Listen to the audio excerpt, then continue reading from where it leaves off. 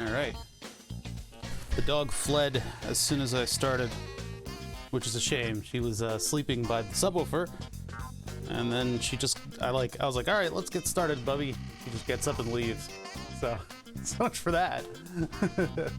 Oh yeah, I didn't redo my title. Uh-oh. I knew I forgot something. Titles. You know what? That actually works. I'll just add part 2. Oops, what did I do? I did the force quit with Chrome. PT2. Done. What up, project? 454. I gotta reload the page. One sec. Hit reload. And I gotta go over to this thing. Wait for it to load. Hello? Oh my god. Plus 22? Oh my god. That's my glucose level compared to the previous glucose level is 22 points higher. I think that might be a personal record. Part 2. There we go. Done. There's my new title. Beautiful. Welcome to another week. Another week in paradise. We got a lot of stuff to do, but like, not making progress with any of it. God, I fixed my car. Sorry, that was a little abrupt. That it like very subtly faded out, and then I had to rewind to the very beginning. This is the theme music for Alfred Chicken, which is the N64 game. Was the second game that I ever owned for the N64. I was playing computer games at that point, so we had Mario 64, and that was it. Mario 64, and then much later on, Alfred Chicken for the N64, which is not a good game. It's a weird platformer. Oh, where's my collar up? Damn it. Collar's all jacked up. There you go. The PS1 game had actual music. I think I don't know, it's just like a generic platformer, you know? My pod's gonna run out in the middle of the stream. I better get another one. Up. Where's my video window? What's going on, OBS? There it is. There it is. Okay, cool. Try to actually have my eyes open today. Nope, doesn't look like it. I always look so tired. I look like I'm dying. Probably am. I need to get sleep. I think the next 2 days I'm gonna try to get to bed early. It's been all the dog walking has been killing me. You know, eventually the body's gonna catch up, and then it'll be fun and easy. We'll get there. We'll get there. Just keep doing it. The human body'll. This weak flesh will cater to its needs. I will become stronger. I will become unstoppable. And then I'll probably get sleep at some point. Hopefully. All right, let's go back to like my normal crap.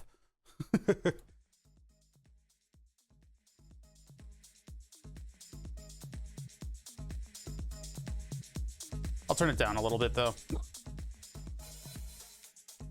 It becomes nigh on inaudible though. I don't have I'm not monitoring your audio. I don't know what it sounds like in the mix.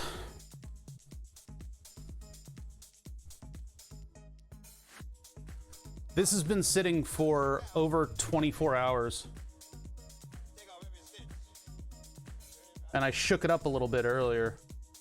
Last night, rather. Looks like the wires has started to droop down, too. I think the tape is being broken down. This one sat for basically stream. Its sidewalls are still weak. And it looks like it's a little weird in the middle there. We'll take a look at it officially in just a minute.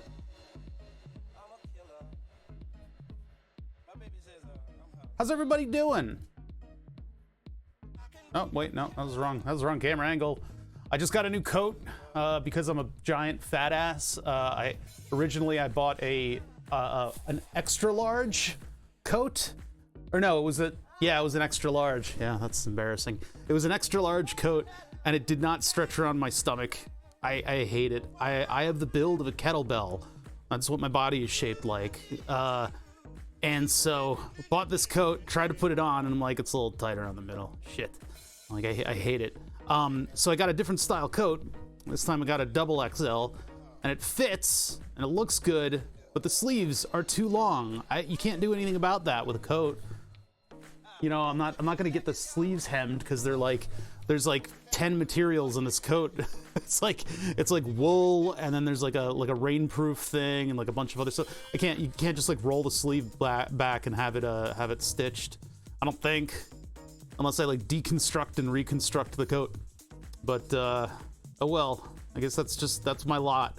Until the dog walking pays dividends and starts to actually drop the weight, I'm gonna get back to fasting. So I'll do lunch, like a normal lunch, and then I just won't eat dinner. I just can't do it, you know? I have to save the insulin, and I have to save the calories. So, and that should hopefully get me back to losing weight. I'm so pissed off though. It was like not a cheap coat, because the weather out there is fucking brutal lately. It's been nothing but rain, and now the swamp is getting very cold. Like, the ground table is so saturated with water right now that you can stand on people's lawns and you sink about an inch, just because all that earth underneath is just flowing. It's ridiculous. It's ridiculous out there.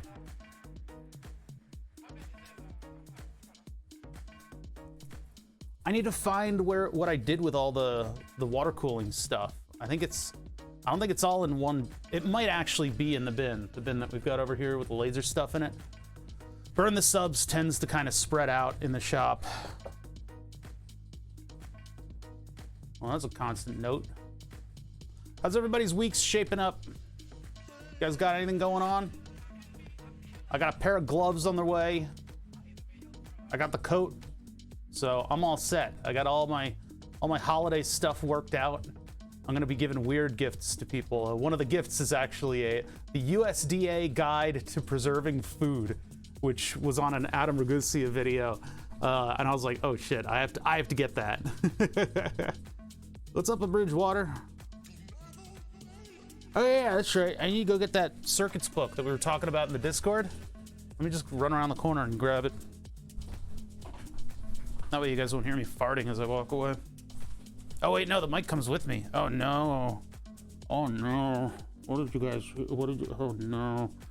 Oh no. I don't know the big circuit book. I don't know what, oh, there it is. I don't know what happened to the big circuit book. I think that's upstairs. It's on a shelf where it belongs. Yeah, I wish this had more interesting circuits in it.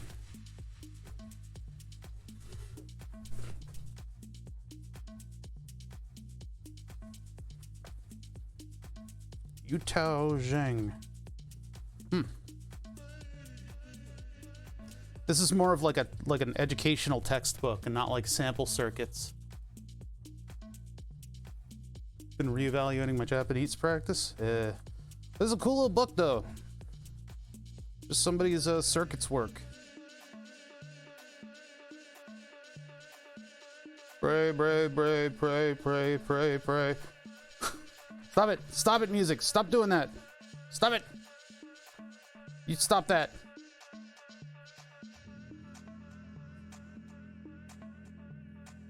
I don't understand it. I know the circuits, though. I know circuits when I sees them. What are we doing here? What the heck? So, is it like a simulated keypad? No. You got those switching to these. Oh, I see. It's all switched on that line. So you trigger all of them when you go from here to here. That seems like a really good way for like a cascade explosion, where like one of them fails and then all the other ones get overburdened, and then they start failing one by one, like coil packs. Make him out of distance. Yeah. Okay. Okay, there we go. We got closer. We did it. We did it.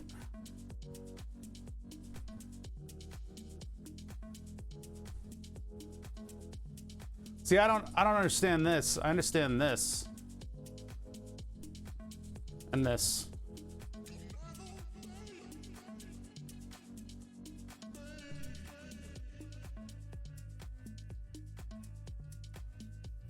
That's a cool book. I just, you know, can't do anything with it.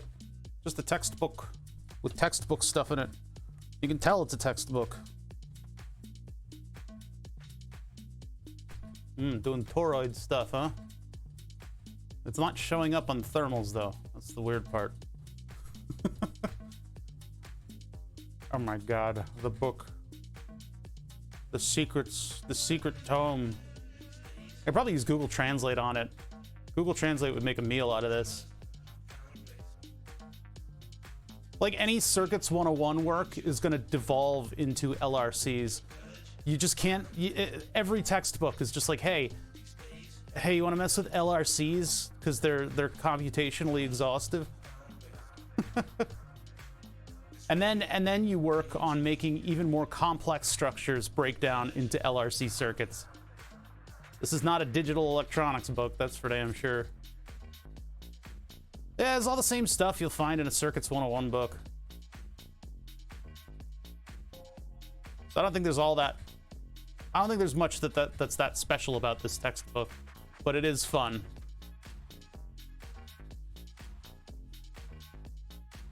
I think it would mess it up that much. AI doesn't know how to speak electrical engineer. Anyway, cool stuff. Just wanted to show that because we talked about it in the Discord. In the Discord. We've got a circuity stuff. Put that over there, just in case somebody asks about it later. Yoink! My brain hurts today. Not really. I'll be aight. I used smoothing on these, which is pretty impressive, actually. We'll take a look at it when I actually get started, but yeah, the 3D prints turned out really well with smoothing. I think that's kind of nice. There's also something that I didn't play with, that I wanted to play with, which was a compensation for vertical holes. So vertical holes with the 3D printer, all kinds of weird shit happens just because of the nature of 3D printing, and apparently Super Slicer, the version that I have, has something to deal with that. Because they tend to come out as like ovals a little bit. So neat book, even if it's not all that directly useful. Yeah, it's like more like a conversation starter, I guess. But the book is like deteriorating. It's like falling apart. So I got to be careful when leafing through. It's had a hard life, and I don't think the spine's ever been broken in because the spine's looking a little bit too strong there. But it is starting to like rot the spine. So I have a feeling it's going to become 2 books if I try to actually work with it. Huh. FT232RL you can program PICs with? That's kind of cool. I never got into PIC. I never got into the PIC microcontroller. I always thought they were a little too fiddly. I mean, you know, I got suckered into Atmel very, very quickly just because everybody was using it. Everybody's using Atmel. Everybody's on the Arduino, and you can just find what you need, get directly down to brass tacks. You get right to programming with those things. Whereas with the PIC, I looked it up. It's like, what crystal, what do you need to set up here, what do you set up there, blah, blah, blah, blah, blah. Once you get over all that, then you get into actual programming, and you can do more hardcore programming with the PIC. But the Atmega 328 was just so easy. That just suckered me in. So never had a chance to really work with a PIC outside of a work environment. You guys can probably barely hear the music. What up? Nothing's working. What up? What up? How's everybody doing today? Welcome to another week. Welcome to another week. I really want to get some progress done, but the holidays are going to hit us hard. My holiday schedule, I think I'm Friday or Saturday, Sunday. Sunday's the 25th, right? What the 25th is yeah, 25th is Sunday. So we, no Saturday stream, obviously. And then why was there lag just then? Why did I just wax on, wax off? What?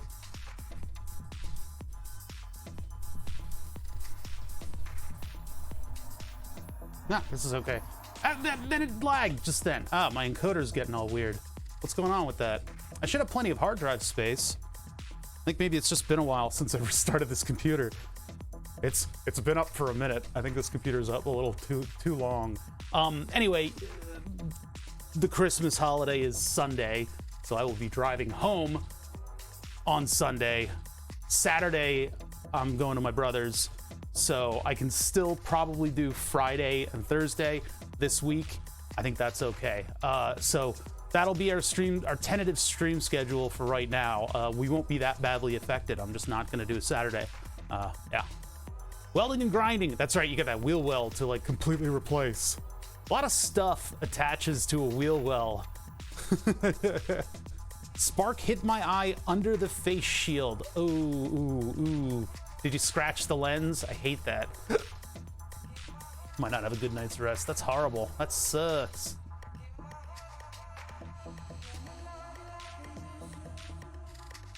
Yeah, weird video lag. I don't know, you guys might not be able to see that because of the, I'm viewing it, I think, pre-encoding and stuff. But once, I'm getting like stutters and weird lag and I don't know. Streaming is weird. I'm sitting here talking to the furniture while looking at an image of myself and expecting people to do stuff, to like talk. It's really weird. I'm just yelling at the furniture, like very strange. What up, Pyro? The doggo was down here. I took a picture and I tweeted it because it was too cute. She was bored and basically was just like, all right, I guess I'll sleep right here, right in front of the subwoofer that we fixed on stream a while back. But as soon I was like, all right, let's get started, Willow, and she just gets up and leaves. She just left. She's like, all right, you're gonna start yelling at the furniture. I'm out of here. I'm gone. Gonzo. Might have to get a cup of tea at some point. Speaking of tea, what's up, Flatulent Gonad? New car update. It's even more rusty than the photos. That's my car right now. We've discovered a couple areas that are more or less peanut brittle meets cardboard. Okay, I didn't need to know that your car smells like cow shit. That's on you. But yeah, my car has somewhat of an accelerated return to Earth program going on. I mean, it's load-bearing rust, so you can't do anything with it. But no, I'll have to take an investigation and figure out what the hell's going on with my car. I made some progress with my car because remember I did all that work on the brakes, and there's still bubbles in the ABS system to the tune of it actually pressing the rear brakes just a little bit. Like when I'm driving, if I brake a little bit and then I like ease off the throttle, car slows down really quickly. I'm like, whoa, wait a minute, this doesn't quite feel right. It's squeezing the rear brakes, and I think it's because of air trapped in the system. So I've still got massive air in the system, and I'm not happy about it. I don't know what to do though. I don't know what to do about it. I'll have to like re-bleed everything at some point. But when I did all that work on the brakes, I did all the bleeding, and the clutch works again now and all that stuff. I buttoned everything up and I closed the hood. The Brits don't call it the hood, do they? Or it's not the boot. The boot lid's in the back. It's the front, whatever. I'm gonna call it the hood. Anyway, I closed the hood, and that was enough to break my windshield washer hose. It's like cold here, right? And that plastic, they decided to use like a hard line that was barely flexible, or maybe it was flexible when it was like put in the car, but it's got like a hard tube that goes out and around, and it is the worst. So the windshield washer bottle is sort of right behind the wheel well, and there's only you only get a pour thing. The bottle itself is like a weird shape. It goes down into the motor. That hose comes out up along the wheel well, pops out of a cover, loops back around, goes up the side where the seal is for the hood, and then it goes up and under. So there's like a little crinkle hose area too, where there's also electricity going to the windshield washers. I guess they're heated. Yeah, what kind of car? Bad direction. But when I close the bonnet, when I closed the bonnet, that was enough to shear that the tube just died. So I bought a kit that has a rubber hose that's you know, can handle the pressure and, you know, all that. It's just a windshield washer, like hose kit.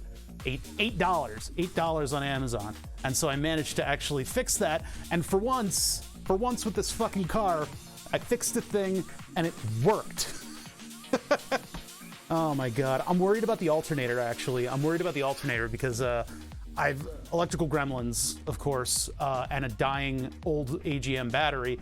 I now have a new AGM battery in there, and I haven't had many opportunities to drive the car. I will be driving it all the way down to Maryland, which is like a 2.5-hour drive. So that maybe that'll do a little bit of like an Italian tune-up on it, and we can make sure that the alternator is actually doing something.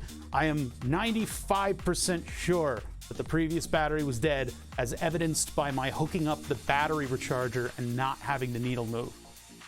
The needle just stayed tanked. So, but it could be the alternator dying. Sometimes I hate cars. 1970 Morris Mini. Oh my God, that's actually fucking awesome. That's a cool car. Snake the windshield washer hose tube up through the wheel well. God, it's so weird with this car because there's two bins. There's bins on the sides of the hood, and those bins, one of them contains a computer that runs your car, as well as a fan that actually cools the computer. There's like a little squirrel cage fan deep within, but it's like this big like white plastic like thing. And then on the other side, it's covering over your brake booster and your master cylinder, which is crazy. That's just crazy. So you have to remove all this air handling stuff in order to get to any of these things.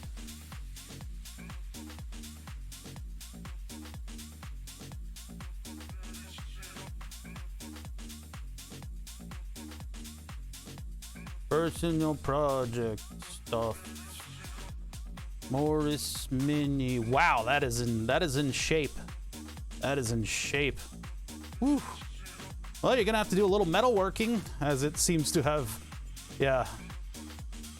That is returning to the earth, indeed. Look at that car.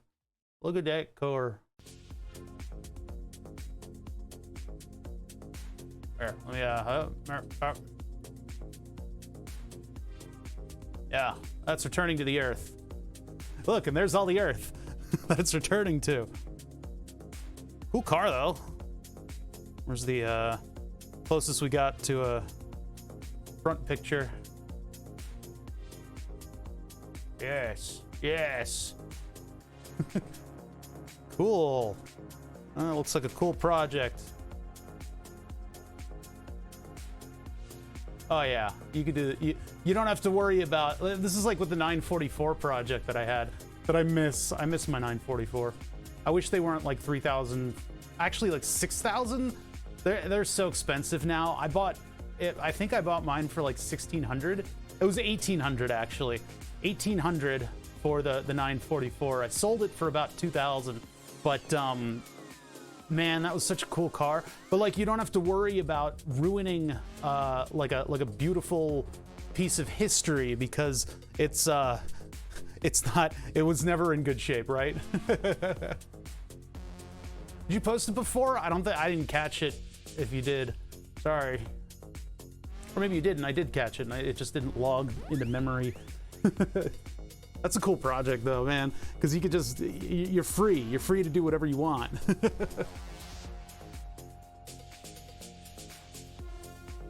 Sure, you can buy terribly fitting aftermarket panels for it. Yeah, I had to. I actually did. I bought a rain tray because that, for some reason, well, in BMW's infinite wisdom, all that plastic equipment is like in contact with the weather, and when the sun's at the right angle, it's in contact with the sun.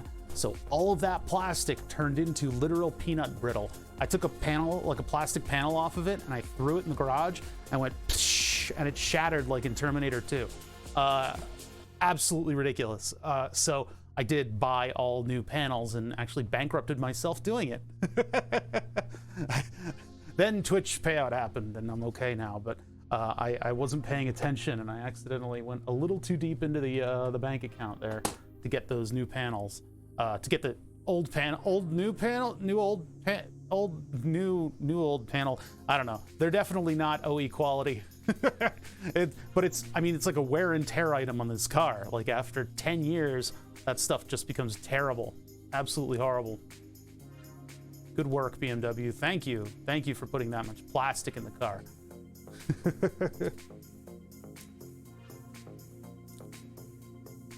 Let's see here. What are we gonna do today? I have a lot of stuff that needs to get done. Osh Park has like not sent me a single email. Maybe I typoed on the email somewhere, but they didn't even send me like an order confirmation. I didn't get anything from them. The order is in though. I checked up on it. Let me see what it's doing right now. Let's see if I think I have it in one of these windows. There it is. Hit reload. This order paid. Payment verification. The panel your boards are assigned to has been sent to the fab. We'll let you know as soon as they're back.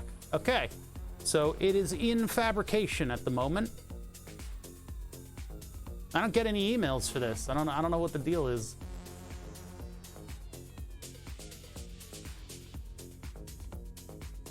Soon a guy's coming over to see, hopefully buy my jointer planer combo to get what I want. 4/5 of what I'm stealing the Mini for. Nice. That's cool. Yeah, getting it delivered. Oh boy. Yeah, it's probably better that somebody else extracts it from what it's in.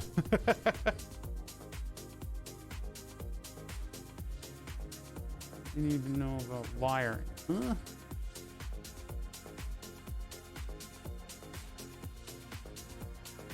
I'm just looking at, I'm closing stuff that's open up here. Up on my computer.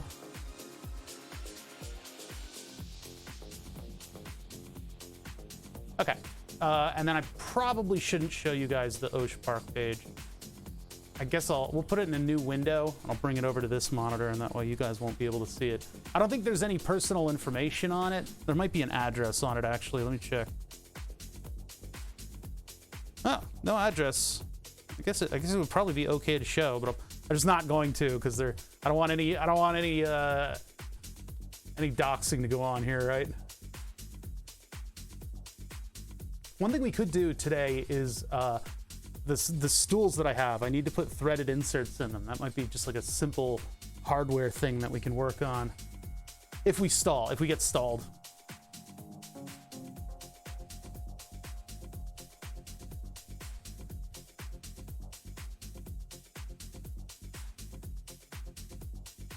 I'll pour myself a drink at some point, and then I'm gonna need a new one of these soon, a new pod.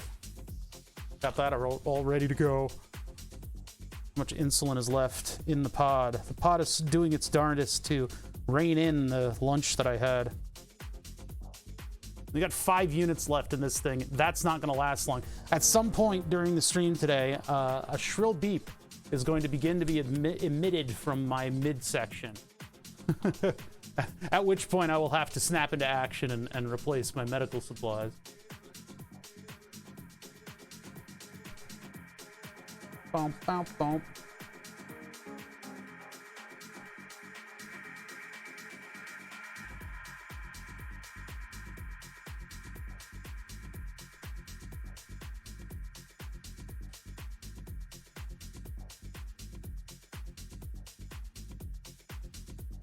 This was put in over 24 hours ago. I think it's something like 36 hours at this point, I believe. With just methyl ethyl ketone at the bottom of this thing. Renowned methyl ethyl ketone. It's got a reputation.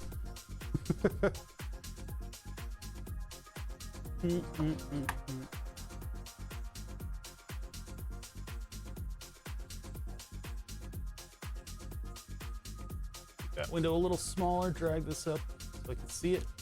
There we go. So I gotta check on something.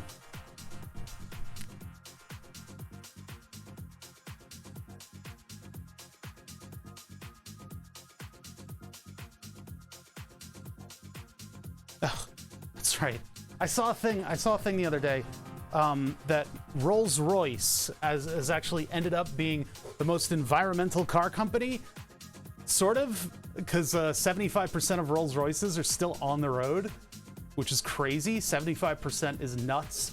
Meanwhile, VW in the Sahara Desert has lots and lots, and I mean lots, like not as in a large amount, I mean a literal lot of land that are just filled with what is it? Just the diesels that were recalled. It's just parking lot.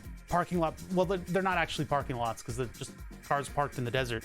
But it's like thousands of cars just in the desert, just stored there, because it's not economically feasible for them to break them down in any way. They just put them there. They just put them all out there. All these diesel motors that I don't know. They could be doing something, or it's wild. I don't know. It's just like stored. They just put them there, all because of an emissions thing. Crazy. I guess they'll last a while though in the desert. It's nice and dry there. Oh yeah. Yeah, I have to leave the stream open if you don't want to.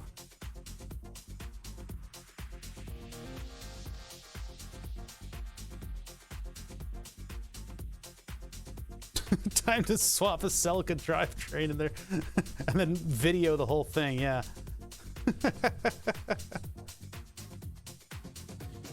So Willow was down here. She hightailed it back upstairs. She decided that I was a little too rowdy while shouting at the furniture. But earlier, she goes downstairs on her own when I'm eating lunch, and I'm like, dog hasn't surfaced for a little while. Usually she comes back pretty quickly if I'm not following her. So I come downstairs and I'm like, what'd you get into, Bubby? It turns out she found a flaming hot Dorito, a flaming hot Cool Ranch Dorito somewhere, and she didn't eat it. She was licking the flaming hot Cool Ranch off of the chip. She was completely unfazed by it. Does my dog have a high tolerance for spicy foods, or do dogs just not feel the same thing from capsaicin? I don't know, but she was totally nonplussed about it. There was no reaction at all. She said, oh, it's you. And I'm like, what the heck, dog? So I pick up this wet chip and I throw it out. But I mean, she seemed unfazed by the whole thing. Weird, very weird. From a dog that primarily eats kibble and deer poop, I suppose a flaming hot Dorito is like a total departure from food. But she seemed to like be enjoying it to a degree. I don't know why the dog wasn't like going nuts. I can barely eat the fucking things, like, right? I was like, Cool Ranch, that's not even there. It's just pain. But yeah, apparently she loved it. Oh, there's a lot of follows, man. Look at that big train of follows that I got. What happened? Thank you guys for following. My cat could definitely feel capsaicin. She eat a spicy chip and then lick her lips for a couple seconds. The dog had no reaction at all. It's crazy. Yeah, I don't know. Maybe our dog's just really good with spicy food. You have to build a tolerance for that kind of thing now, right? So it should have probably like blown the poor thing's head off. She was totally fine. She was just looking at me like, hey, are those follow bots still happening on Twitch? Yeah, we get them. We'll get them. If we get like 10 more viewers, they'll start popping up. Every now and then. It's like every other stream. We'll get one. What up, Matador? Oh yeah, we still got them. They put the URL in the message now. It's not like you don't have to like chase down to the profile for it, I guess. I don't know. We've gotten like a variety of other stuff, of other types of attempts. The one that we got last stream on Saturday. The one we got on Saturday was GPT chat. That might have been a real person. I might have banned a real person because they contacted me and then they contacted Gonad thinking that he was a mod. He's not a mod. My mods are dead. I don't know what happened to them. They're all dead. It's the curse of being moderated on this channel. But yeah, they messaged me and I didn't get it obviously until after stream. By that time, their account gone. I guess they intentionally deleted the account. So I don't know if that person's out there. I feel bad, but you know, hey, you put GPT chatbot in your username. It's bound to get falsely flagged as a bot. What are you doing, Bubby? What's a Bubby doing? Wait a minute. What do you have? What do you have? What do you have?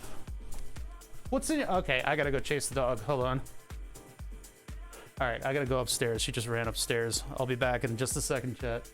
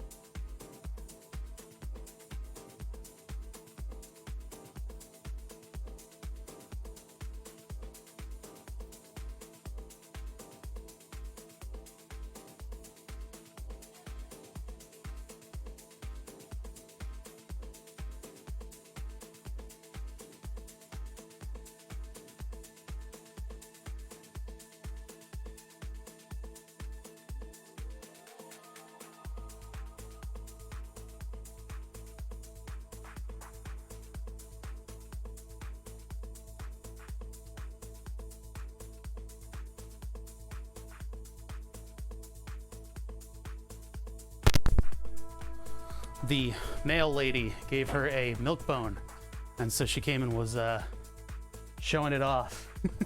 I was like, what do you have? What do you have? Hey. It turns out it's just a milk bone. The mail people give her milk bones when they're around, and I guess this one opened the door and delivered some stuff, and then she she got a milk bone out of it. She likes the mail lady. She's super good friends with her. Are you building IEDs live? Absolutely not. No, that's against criminal law, moral law. I got in the mail what I think is something good. Try to do this without showing my address. That would be embarrassing. Sounds like Underworld. Oh yeah, I think it is Underworld actually. I know this song. Used to listen to this crap. There we go. All doxing information removed, and it is now just a cardboard box. Yeah, she came down to show off the milk bone that she got. Well, you know, hey, listen. It's just... That's not an I'm new here thing. That's not an I'm new here thing. That is a literally just what is acceptable. Like, just use your fucking head. Like, come on. I don't know. I don't think I have to babysit. I feel like chat would suffocate if not told to breathe. Brake lines. These might. Oh, these look a little different than. I guess they make them for your specific car. So. My brake lines. I guess I could have specified what color they should be, but I was just like, I just need brake lines, man. I'm not looking at them. Look like a bomb maker. I swear, chat is some of the dumbest motherfuckers I've ever heard of in my entire life. Bow. I like songs like this. I like this song. Yeah. Yeah, it's just got these things to keep it from rubbing. They're decently fancy. Yeah, I think they should be good. I'm trying to like tighten up the brake feel on the station wagon and make sure that I don't have to worry about something going terrible, because this 20 fucking year old car, everything is starting to deteriorate on it.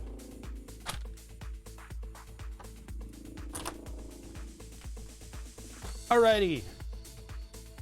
We're doing a little work with methyl ethyl ketones today. At least a little bit. The outside it's just I think it's like rubber, but then there's stainless lines, yeah. Yeah, stainless inside. I like what I see.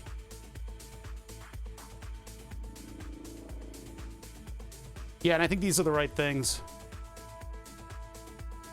Cool. All right, we'll get started in just a second here.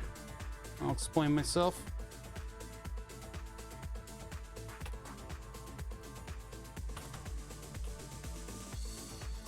I don't know why people keep putting an R into the screen name.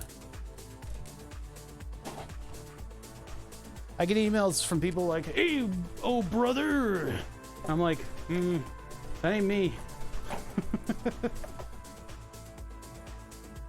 All right. I saw the American Heart Association. I forget what exactly, but they have like a Twitch account, and they were in a popular streamer's stream, and people were like, "Why are you advertising here? What is this?" They were really bad. They were really bad at reading the room. Really bad at reading the room. All right. Yeah, I think we're ready to get started. Man of constant sorrow? Huh? I don't understand. What is that? Huh? What does that mean? Huh?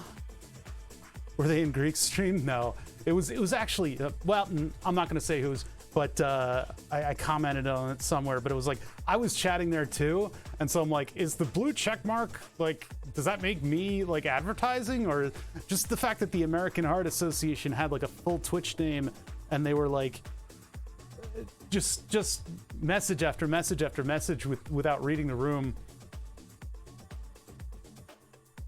Oh, the tune Soggy Bottom Boys played in Oh Bother, Where Art Thou?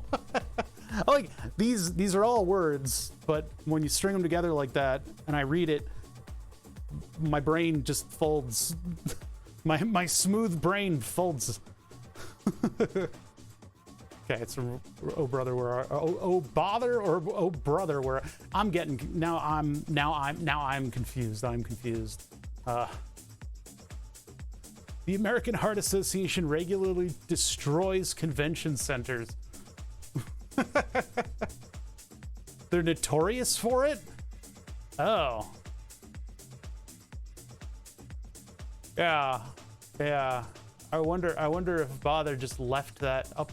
Why did every stream, every single one, somebody's got a problem with this? You know what? It's my stream. I can do whatever the fuck I want. There, we're gonna stream like this today, because it's my stream and I can do whatever I want. Or we'll do the technical issues screen for a while.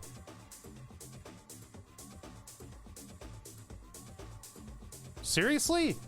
That's wild. I'll leave mine up till somebody points it out. Yeah, so that's like giving your dog a cardboard box to rip up just to get it out of their system, so they don't end up like ripping up your shoes. It's Alex, I get tired of having to explain this over and over again, but if you know a little bit of the behind the scenes of streaming, you'll know that when there is a timer up, when there's a screen up that says I'm not starting yet, but I will soon, the streamer is behind their computer, blankly staring and just not doing anything. They don't move. They just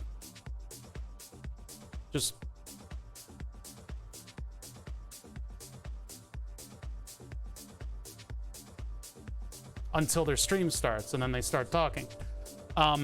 Or, you know, they're setting other stuff up. That's fine too. But the point is, from the perspective of the streamer, when they put something up like a timer, there's nothing that needs that timer to be up. They can just start, right? They could just start right away. It's good form to allow people to arrive. The people who care about, you know, watching from beginning to end will like a little bit of wiggle room to get to the stream. And it's just nice to have more people so that when you introduce what you're doing or start what you're doing, you don't have to re-explain it as much. Because if you start right away, everybody's going to miss it. And then you get 500 people coming in going, what's going on? So I have to struggle with what's going on, why is stream starting soon, etc. But yeah, it's just it's an opportunity for me to chat with people like I normally do, but also to allow people to gather. Where are you going? What are you what? Hey! That was a box of insulin pumps, and she just marched away with it. I actually left that out for her. I left that out intentionally to allow her to break the box down. But yeah, so the there's nothing going on a stream with like a countdown going for the start soon. So I just put the cameras up, and then I set up with you guys, you know, watching. So people get really confused for some reason. They go, well, but the starting soon's up, but you're broadcasting. It's like, yeah, that's like, there's no actual purpose for that splash screen. Like, it's not required before streaming. If you see that splash screen, the broadcaster is broadcasting that. They are already, all their equipment is doing what it does normally. So just a test to see how long until somebody mentions it. Every single fucking second of the day somebody mentions it. Sometimes two. it's I don't know is there something in the water? I think she left. I was hoping she'd tear it up right here with me. Oh well. No, dog's gone. It's kind of warm down here. I'm gonna pop the window open just a little bit, and then we'll get started. We're gonna have like a 10 to 15 minutes, and then I'm gonna have to replace the insulin pump because I have a feeling it's doing quite a bit of injecting. Not quite. Well, it's starting to ramp up, and so those 5 units aren't gonna go very long. The fluoride in the waters. Yes, it's the antenna that we put in your teeth. All of your fillings are now communicating with a server. Open the window slightly. Shall we get a little bit of... Ah, it's the sun! Ah! Ah! Okay. Yeah, she took that upstairs. Oh, well. Oh, well. Could have been fun. Could have been fun, dog. Could have blown up the box. She doesn't eat the box. She just tears it into little tiny bits. So she'll just make a complete, like, box explosion of little bits that she's torn. But she loves tearing cardboard. So every now and then we let her have something just so she can get it out of her system. They replaced your power meter today. Yeah, it means they're spying on you. They can reconstruct what you're doing digitally via the micro power draw. The differences in power draw, the minor differences in power draw, they can then decode into ones and zeros and recreate your entire online activity. Yeah. Ah! Third person in 20 years to ring the doorbell. Times a changing, huh? People don't use doorbells anymore, you know? I lived briefly in a time where you would just stop by somebody's house to see if they were around. I don't do that anymore. Very briefly, I was in that time. Hey, I'm in the area. How's it going? You don't do that no more. All right, what are we doing today? Well, first of all, I'm getting the music out of here. Let's actually subtly fade that out. I can do just a very gradual. Problem is I have to click and drag the mouse in order to do this, so it's always a little bit clunky. But there it goes. The music's gone, and I've actually done a production thing today. Is that paused? That is paused. That was a DJ Everyday at Heartburn 10 years ago. So there. Happy? Happy? Are you happy? You fucking assholes, huh? You freaking jerk offs. You made me end the start soon thing, and then you made the streamer cry.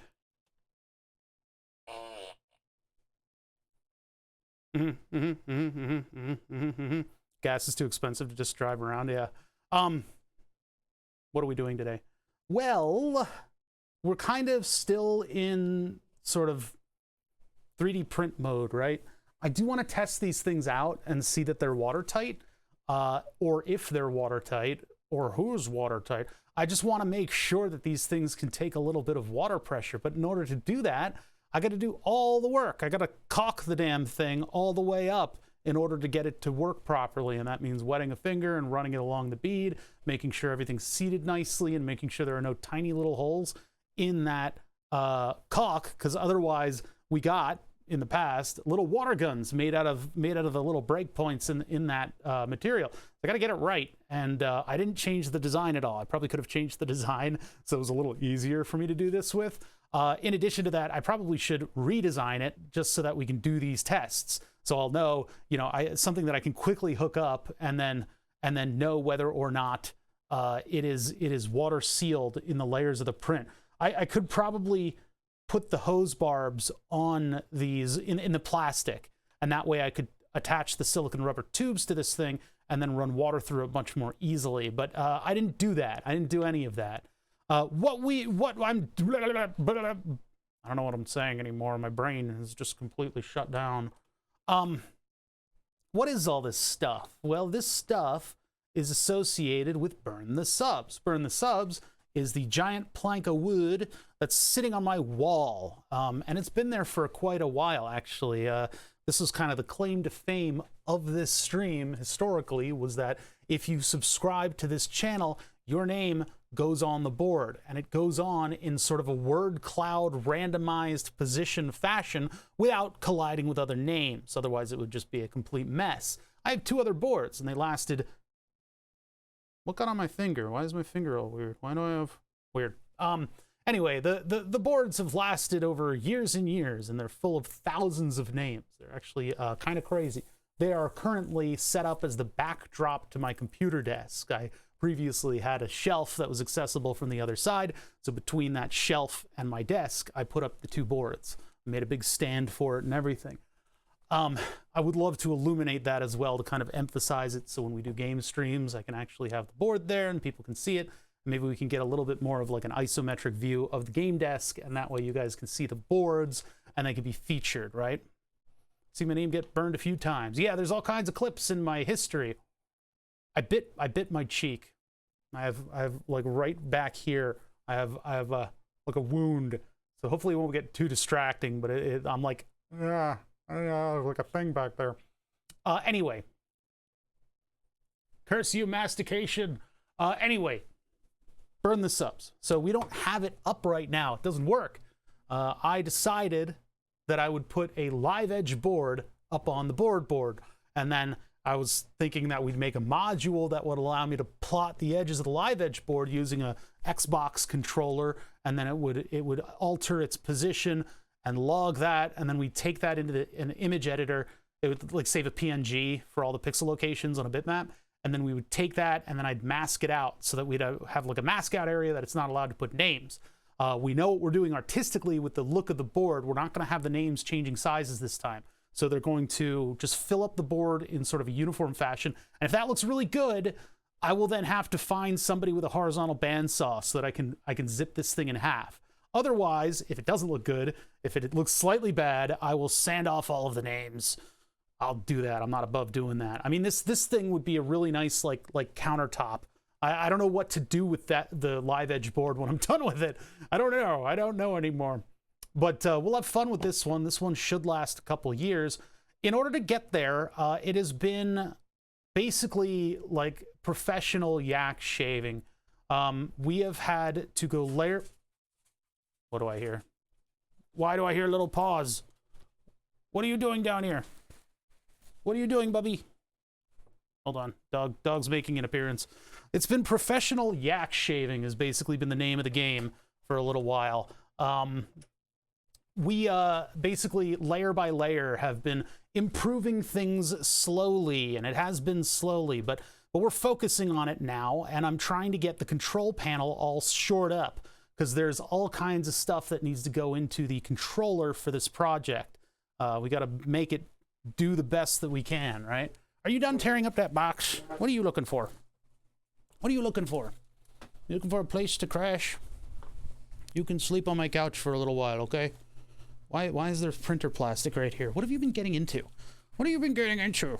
Yeah, what are you doing? Hey, oh, you're biting me. Good girl. You good puppy? Here, bottle.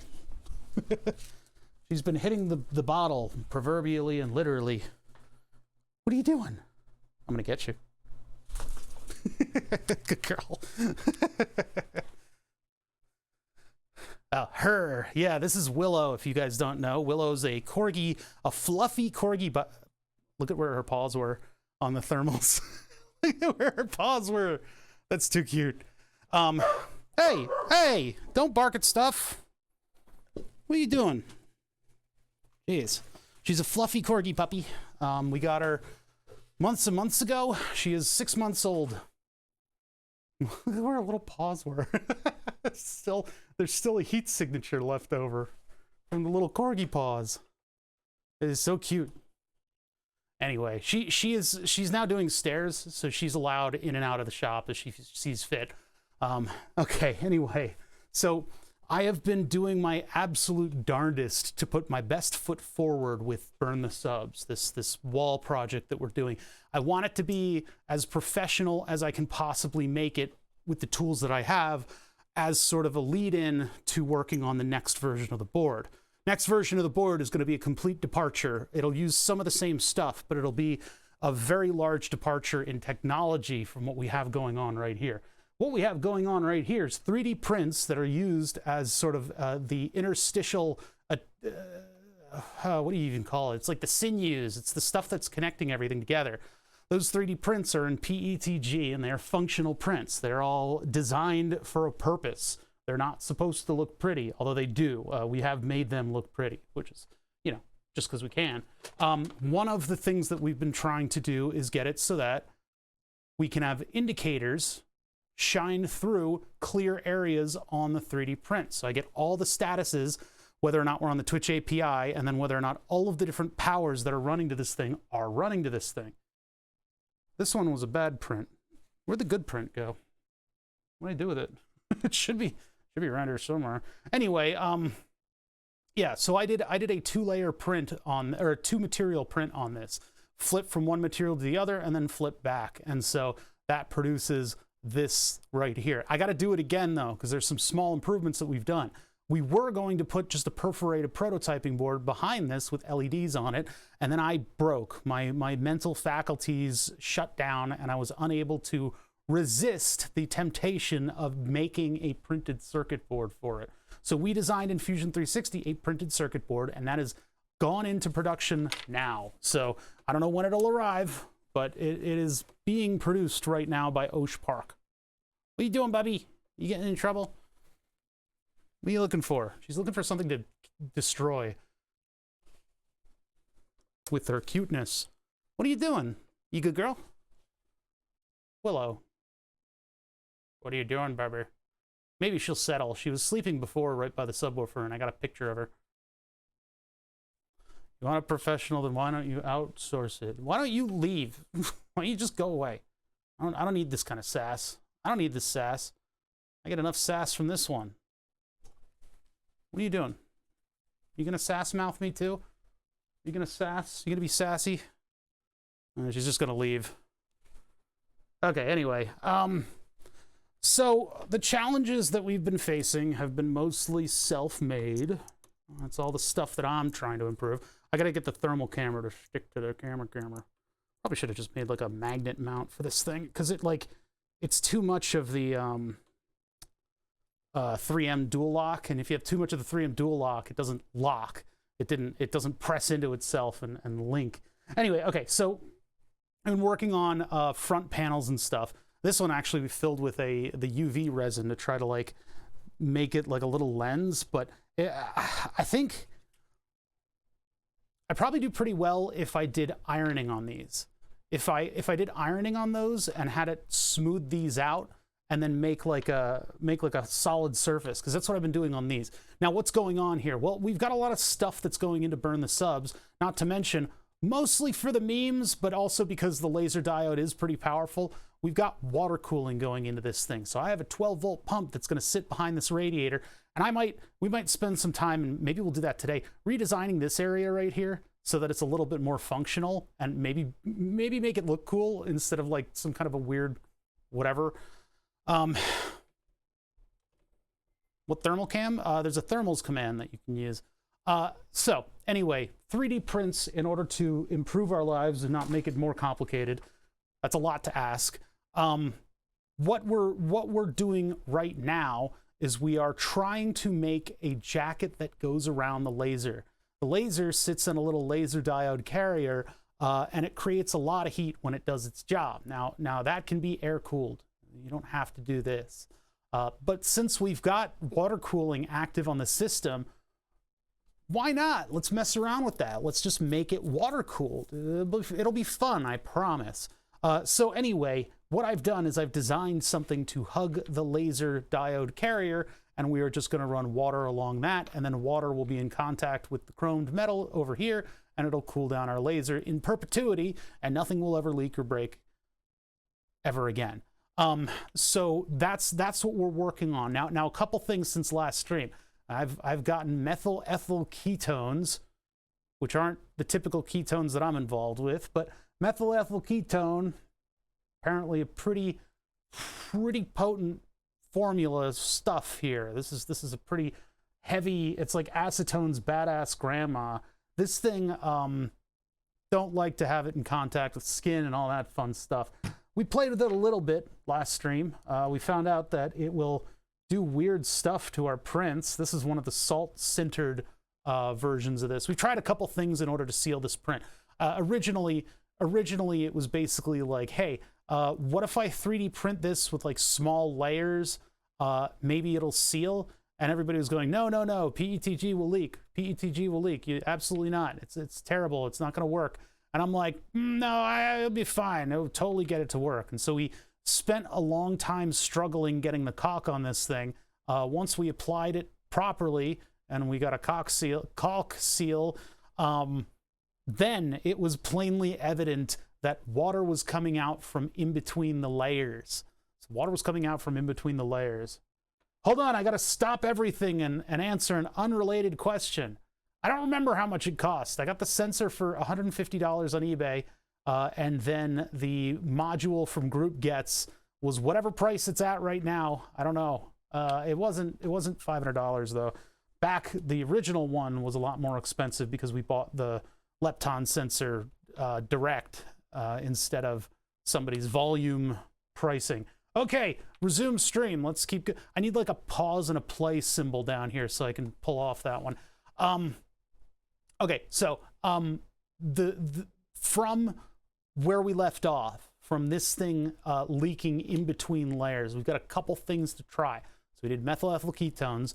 These have been sitting in it for over 24 hours. I think they've sagged down and they are now touching the paper towel in some places. So we'll get that out of there and we'll see what they look like. They'll probably need a little bit of time to cure outside of the methyl ethyl ketones so that the plastic can solidify again, because it does soften all the plastic. In addition to that, what I have done is actually used ironing on the ironing setting on the 3D printer. So what this thing has done, and I don't think it's done it for every layer. I think at the top and the bottom, what it does is it runs the hot nozzle back over top of the 3D print, and that might serve to seal it a little better. I don't like that edge though out there. Look at that edge. But like ironing worked pretty well. It looks really nice. It's got a nice smooth top surface, but I don't think that's going to save us. The difference in direction that it does top layers lead to little pinholes that go throughout the top and the bottom layers of your print. So smoothing could function to kind of seal that up, but it doesn't look that consistent. So then the next strategy is to melt it with methyl ethyl ketone. So we left these, sorry, where is it?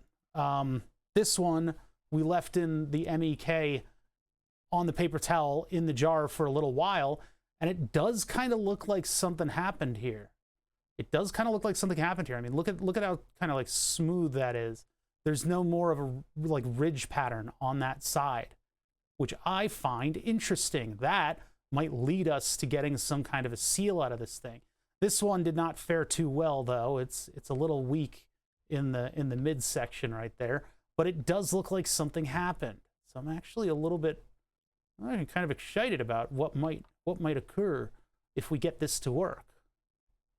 The other problem that we had is that the plastic was, or the water was getting into the layers of plastic. The ones that I printed here have support material in there. So I don't know what's going to happen with them. If we can get a shell going on, that'll be nice.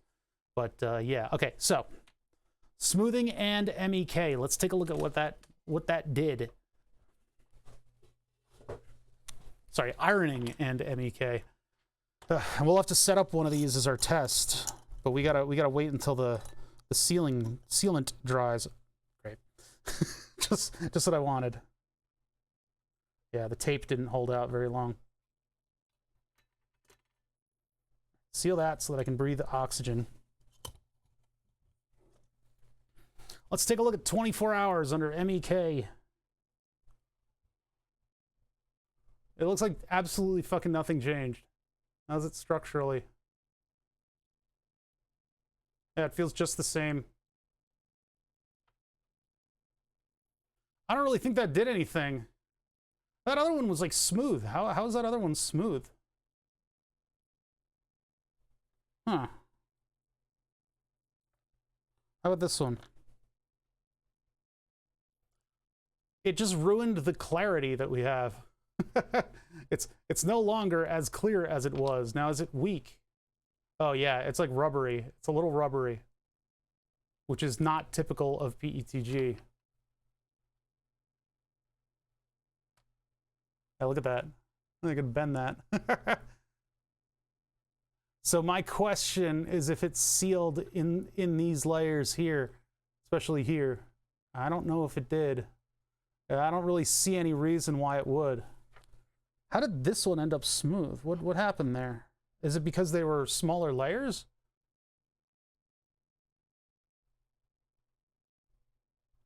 I was told that yeah, MEK is supposed to melt the PETG.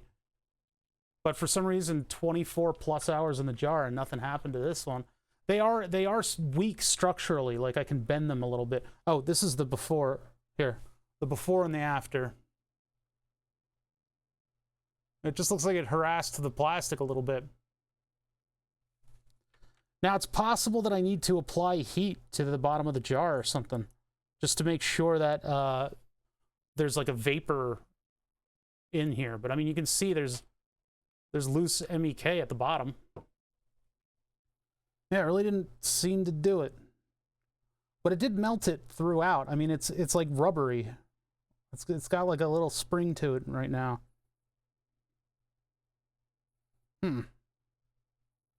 So, does it seal? I guess we'd have to bust out the caulk in order to figure that out. Because it might have actually encouraged the layers to become one. You also did the salt thing on? No, that was the other one. This one should not have had any salt stuff done to it. You can kind of see layers in there. This is the one that had the salt stuffed into it, the one that's all dried out. That one's all weirdly dried out. It might have something to do with the salt. This one was one that was just printed with very small layers. And I guess you can feel the layers on that. Here. Boop. Yeah, it just has very, very small layers. I think it was a yeah, product of the focus of the microscope. Yeah, there they are. All them layers. So yeah, it still has layers. Okay. This one just has finer layers. Okay, so that didn't really work. I have my doubts that the original here versus the 24 hours in MEK, I have a feeling that these are pretty much functionally the same. It's just that this one has been weakened, rubberized. It's slightly more flexible. So what happens if let me see. I mean, I could like dip it in the stuff. I don't really want to dip it in there. I would rather brush it on. I don't want to get a brush out though. I want to get a brush out.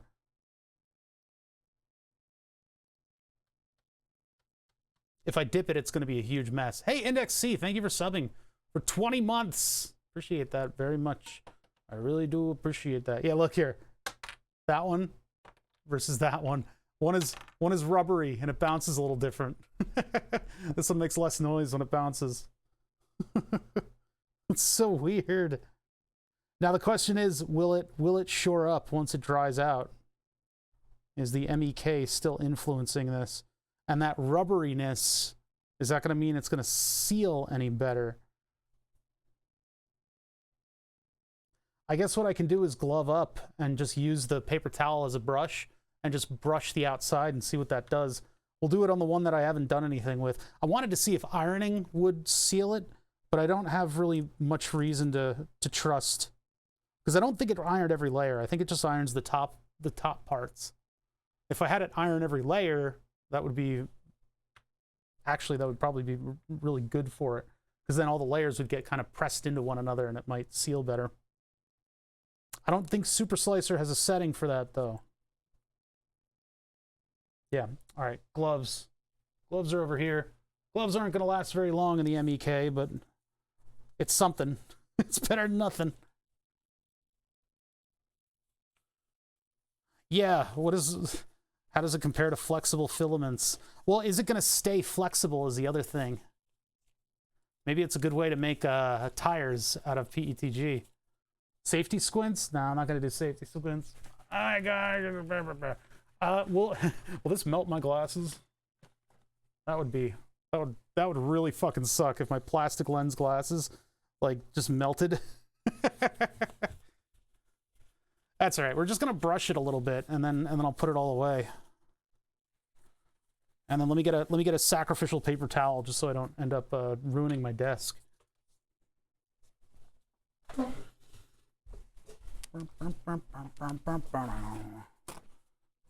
Okay, just like that. There you go. The safety of the paper towel. And then we'll take the one that I have not messed with. This one. I'll just give it a brushy. Better than melting your eyeballs. Yeah, I can't argue with that. We'll have to get the laser out of the old one too. It's so weird. 24 hours in this jar with the MEK, and you know I switched it at one point during the over 24 hours that it had, and it looks just about the same. It's just this became a little bit, well, a lot of it cloudy as it dries out. As the MEK evaporates from this, it's actually getting cloudy. Odd. Well, let's force the issue.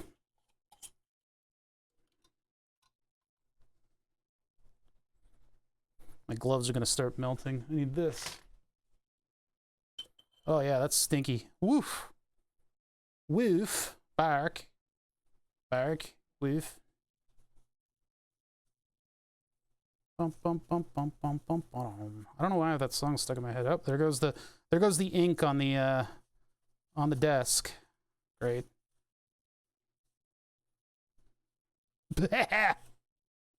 Starting to get a little stinky. Jesus Christ.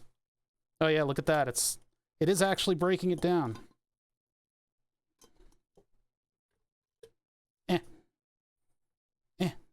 Oh, those are my gloves. Great. Well, looks like the glove material doesn't like it too much.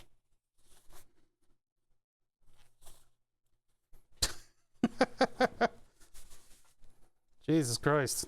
Yeah, see the dot's gone. Gloves gone. Yeah, that was interesting. Neato. Very neato. That goes in the garbage. I was like, cool, I'm already seeing a result. Nope, it was the gloves, the nitrile. I guess nitrile does not like MEK.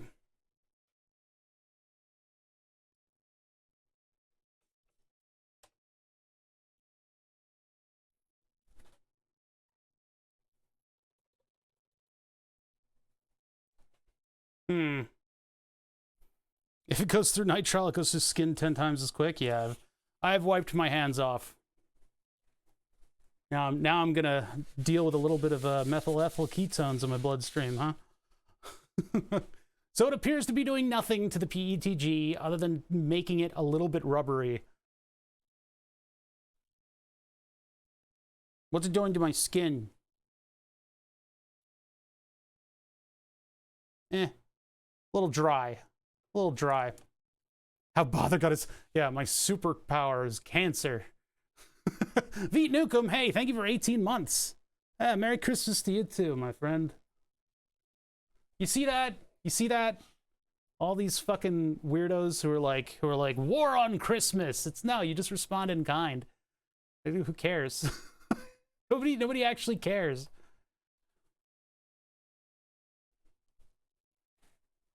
The ability to write a perfect 256-bit font. What? Okay. So nothing. You know, nothing happened. I actually have declared. Thanksgiving is holding the line. As long as Thanksgiving holds, we have peace in our time. So I don't know. It didn't do nothing. Didn't do nothing. I don't know what else to do about this. Aside from exposing myself to more methyl ethyl ketones, but we know the nitrile gloves do absolutely bupkis against the stuff now. And even slight contact with the gloves and they completely evaporated. Neat. Can I melt nitrile into the methyl ethyl ketones and use it as kind of like a rubberized paint for the outside of the print? That thing? Probably have to melt a lot of gloves though. Yeah, I need rubber. I need rubber gloves. Melts everything but PETG. Yeah, I know, man. Why is that? 24 hours in exposure to the methyl ethyl ketones, and it looks exactly the same. Only it's a little squishy. Just a little bit. A little spring in its step. Strange. All right. So our other alternatives, I suppose, while I let. I'm gonna reposition the fan just so we get a little bit of air swirl going on here. That stuff is potent, and gases can kind of tend to stick around in this area. Oh, you know what? I've got all the parts for my car. I think on Wednesday, I'm gonna do the final brake bleed then. Yeah, that's what I'll be doing tomorrow, I guess. I'm gonna be under my car all day tomorrow. I gotta put my stainless brake lines in and then bleed the ever-loving crap out of the thing while activating the pre-compressor pump, which here's the bad one over here. Due to the fact that my ABS was down for so long, this pre-compressor pump sat and then seized. But this little thing right here, this cool thing, why is there so much vibration in the camera? This little thing, this little mechanism is what spins, and it pressurizes my anti-lock braking system. So I need to activate this and then activate the other pump up the line, and then I need to trigger the valves of the ABS system in order to get all the stuff out. It's a whole procedure that I've got to do. And when I tried doing it last time, I discovered that my battery wasn't taking a charge. So now I've got a new battery in there, and I can probably do the whole procedure now. Ugh, what a pain in the butt. But I know what I'm up against. The only thing is we haven't figured out this one. This problem here is actually kind of kicking my ass because I need this 3D print to seal water. I could go to plan like B, plan Z, plan F. I think we're up to like plan double S, double L.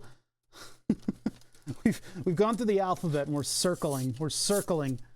This is a brass tube. I got a couple of these things, but this one we can take around we could either use a bending tool, which would probably be a good way to do it, or I could bend it around a form and we could make a spiral with this that we can then design a 3D print around. And that's probably what we'll end up having to do. Probably end up having to do that. So let's see if we can make a good spiral out of this thing that is the size of the laser diode carrier. How many loops do we want to do around it? I hate having to give up like this, but I don't see the problem with doing something like an epoxy dip. Like if I did an epoxy dip on this thing, what that'll do is that'll just make a shell that gets displaced eventually. That shell will eventually displace and then it'll, you know, like fall off.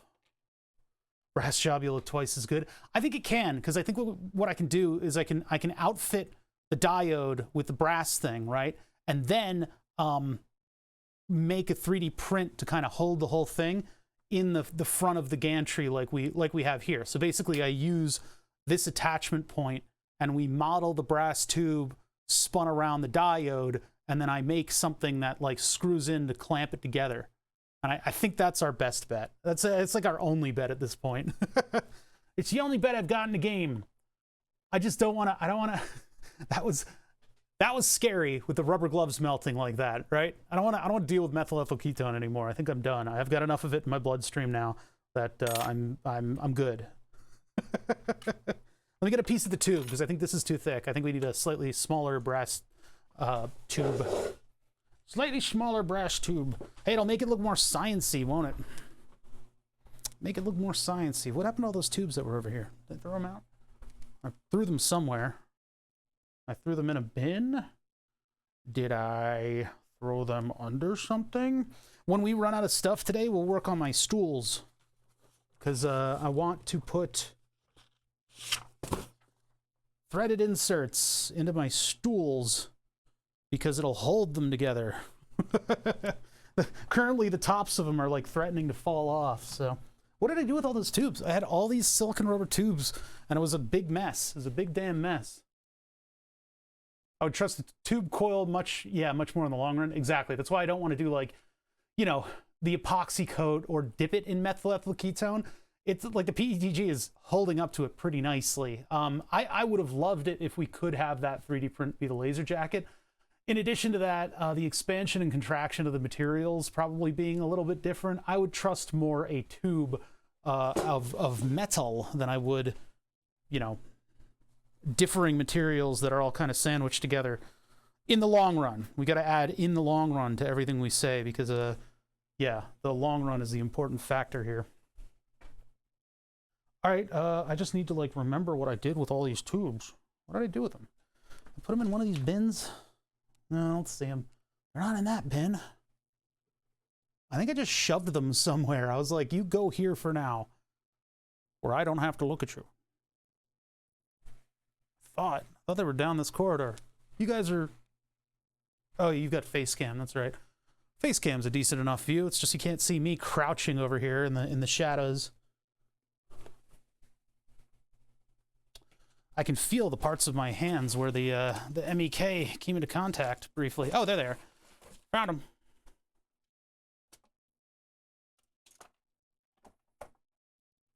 All right, we'll just get some of them. So, unfortunately, these tubes dried out, and now there's like salt scaling or whatever in the tubes, like inside of the tubes. I don't know what to do about that. The tumors are growing thicker. Nah, it's fine. It's just a little tiny brief exposure. It's just dry skin. Is all I got going. Get the rest of my tubes out and see if we've got just the right size. All right, everything falling over, crashing down. Okay, let's see here. Am I still plugged in? Yeah. Okay, cool.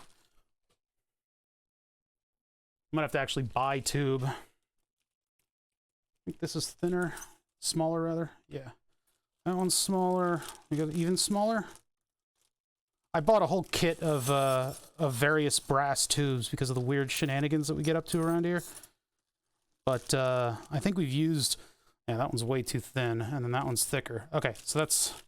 I think I've used... Because I was going to use brass tube to fix the scroll wheel on my mouse before it died. Because SteelSeries, in their infinite design wisdom, decided that when you scroll your mouse wheel... there should be plastic up against plastic. Wow, that is dry. That super dried out the skin in this area right here. Huh. Figuring out the spring back of the coil will take a few tries. Yeah, that's what I'm afraid of. Yeah, this would be the size that I'm going to make it out of, because this fits with the tube over it. Yeah, this'll do. And then we also need to make a run with the same size that goes on the back of the 3D printer board. We need to like solder in a couple places just a bar that, well, soldering it's going to be very difficult to do. I don't know, either solder or press just a tube to the back of this thing. Unless I just use some of the copper heat sinks. We're going to have all kinds of different metals in this thing. That's going to be unavoidable. All kinds of different metals. So yeah, this will do for holding that. Now the other thing is, how do we make our coil, what's that gonna look like? Let's get the well, actually, I've got spares of these, so that'll be what we use. And then I have to figure out what bender I'm gonna be using in order to bend this tube and how to keep it from collapsing. It's not exactly a kind bend that we need to put in this thing. So yeah, here's basically our setup. Setup, payoff. We need to coil it around this part in particular. So having 1 or 2 coils that are in contact with this lower metal piece, because that's what the laser diode is pressed into. Let's see, if you look here, you can see nothing. There it is. So yeah, that is the laser diode component right there. That's what that is. That's a laser diode that has a little silicon chip in it that is able to emit laser light with just a little bit of current going through the diode. It's a little can. And the way that they put those into things in order to put a columnating lens in front of it, because the beam diverges at 90 degrees, what they do is they press it into just a very precision-made piece of metal. And what that allows the laser diode to do, in addition to having a columnating lens mounted to it, is it allows it to dump the heat into something. But if you're going to be running this laser for a little while, the heat needs to actually dissipate out of the thing fast enough. So what we're going to do is force the issue and just have a little bit of brass tubing in contact with it. This acts as a bit of a heat sink as well. So we will put both of these together, and then I will coil the tube around it, and then we can design something from there to hold this thing together. Now we'll have to go into Fusion, and I'll have to model the tube in precisely the way that I've bent it. And I'm not a robot, so that's going to be a little different. It'll be a little difficult.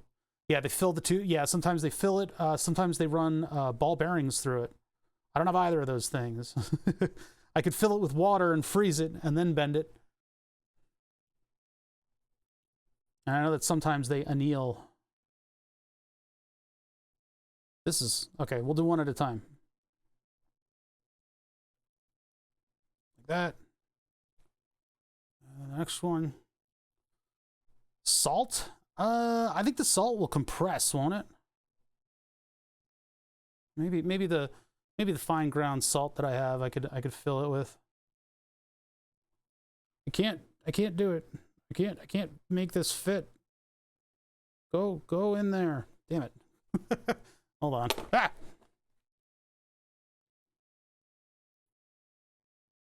I mean, you know what?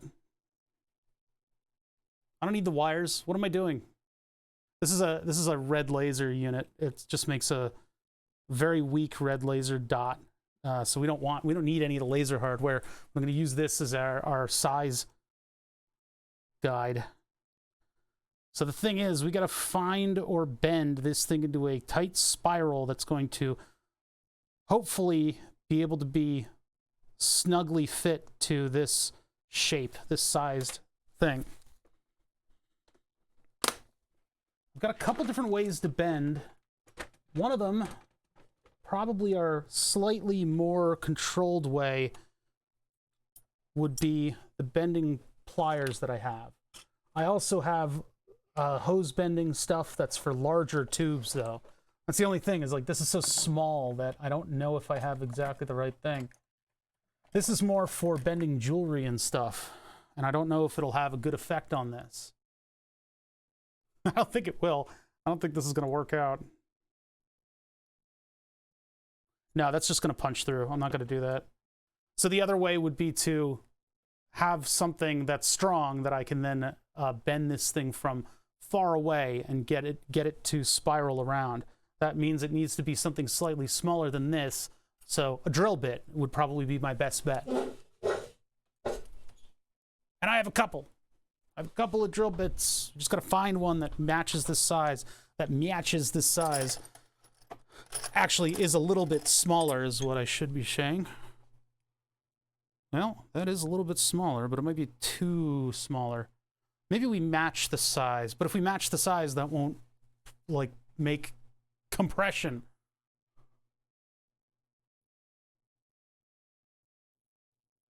That's literally what I just explained that I'm doing. You give me a minute. Let me talk. Know what I'm doing. Too slightly smaller. I think it needs to be very similar in size.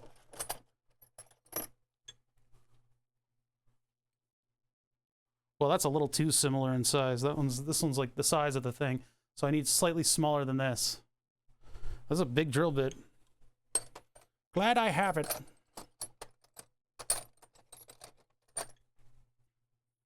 think the sizes jump down very quickly. Yeah, that's not gonna do. Well, the thing is, like, if I get it to bend nicely around the big guy, then I can tighten it up from there. Yeah, I'm working here. All right, so I need a big stable heavy vise. So that's this.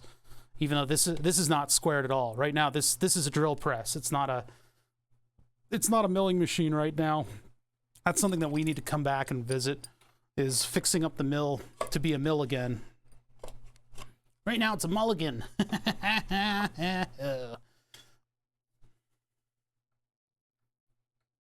me get this out of the way too.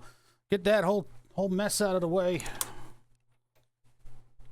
This is how I made the adapter for the brake pressure bleeder, and how I sliced my index finger almost in half, because sheet metal is sharp, believe it or not. I don't think the calipers belong around here right now. So I'm gonna try bending it from afar, from a fart. We'll just see how that does. This needs to be moved out of the way.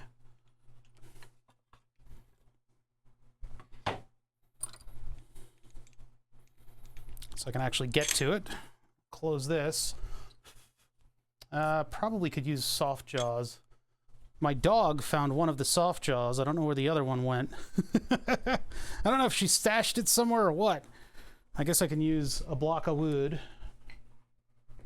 and the soft jaw that she actually brought to me. Ow! Kick a stool. There we go. I don't know where she found these. They've been kicking around the shop. They've got magnets on the back end of them, and I had 2 of them. I just don't know where she would have plucked it from. Oh, there it is. I found it. Yeah, I was just hanging out with her, and then she just walks up and has one of these things in her mouth, and I'm like, wait a second, where did you get that? You're not allowed to have that.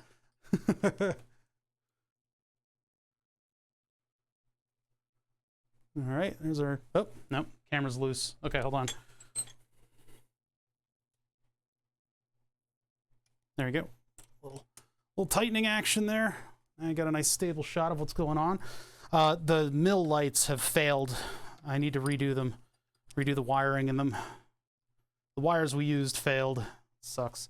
Now I would like to form this around the smooth part of the bit, but how do I have that stick out and yet still get a good clamp on this thing? I guess I have to clamp it on the cutting edge. I don't know how else I would be able to pull this off. Oh, that can't go all the way down. Oh boy, that's even worse. That's even worse, because now it's got all that torque. That's not good. Do it like that. Well, then I don't get access to, I can't get to it. Well, yeah, I think we got to go from the side. It's got to be like this. So we'll just clamp it like that, and that'll be our forming tool. That's the way it's got to be. It is just brass after all. PETG melts in dichloromethane. You can buy it in the form of plastic model glue. Oh, I've actually, yeah, I've observed this before. Because when you, well, no, cyanoacrylate is what kind of melts it. Yeah, the idea of making it out of metal is probably a little bit superior, isn't it? Can I, like, I would need a flat surface under it, or can I just start it? Nope. Nope, that kinked immediately. Yep. Okay. That does not work. I mean, I can hammer on it, but forming it around this is not really occurring unless I have a flat surface. Think.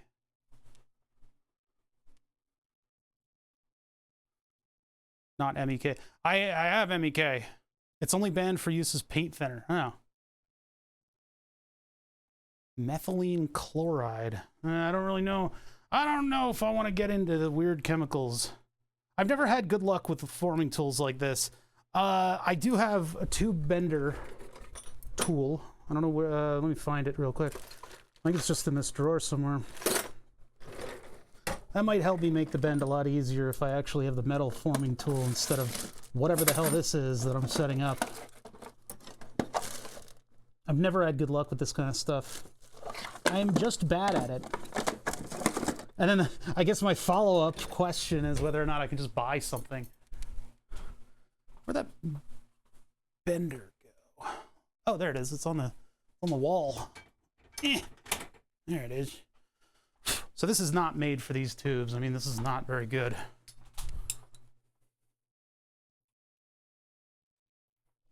Yeah, I don't know. Do we need to anneal the brass in order to get it to bend properly? That might be.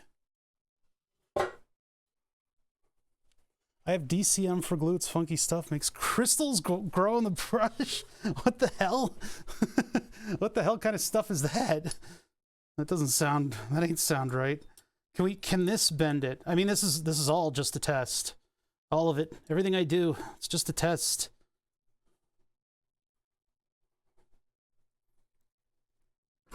Ah! Jeez. So that wasn't a good idea.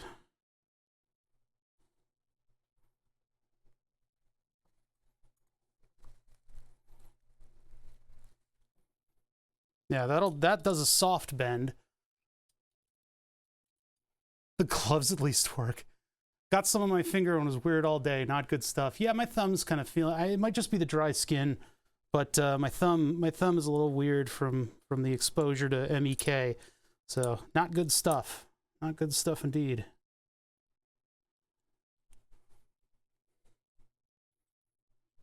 I'm gonna see if we can like just slowly spiral it. Spirals your tube. Now, I don't think this is going to work out.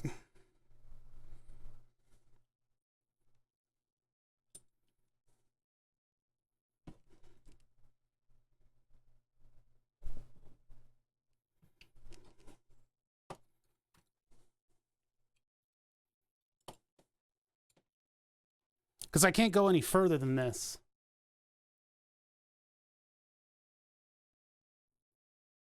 Do the weird thumb.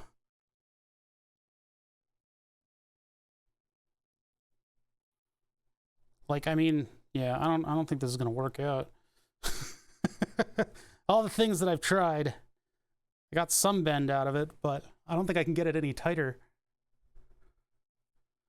If I hit it with a hammer a lot, no, I'm gonna just hit it with a hammer. I feel like instrument makers have been doing this for ages, and I just don't know what I'm doing. How can I cut this? Weird thumb like the stanky leg? What? What are you talking about?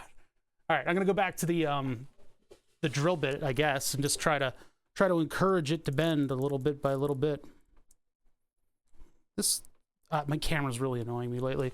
I was supposed to be improving on the camera, but that was when we discovered that my milling machine, the DRO was going haywire. So it became a whole thing. What I really need is a like a flat section under this, or something that I can press it with. Maybe I just slowly pinch it around for a little while traveling up the tube. Because that is a tight bend for that's a pretty big ask for this thing to go around. Probably like there's probably a machine that does this in an instant. Or if you actually knew what you were doing, unlike me, probably do this very quickly. One of my work chats is posting destroyed server parts from a factory. Some expensive mistakes. Oh, yeah. No, I've never heard the song. It's a song. Never heard it. Never heard it. Stanky leg. Yeah, no, never heard of it. So.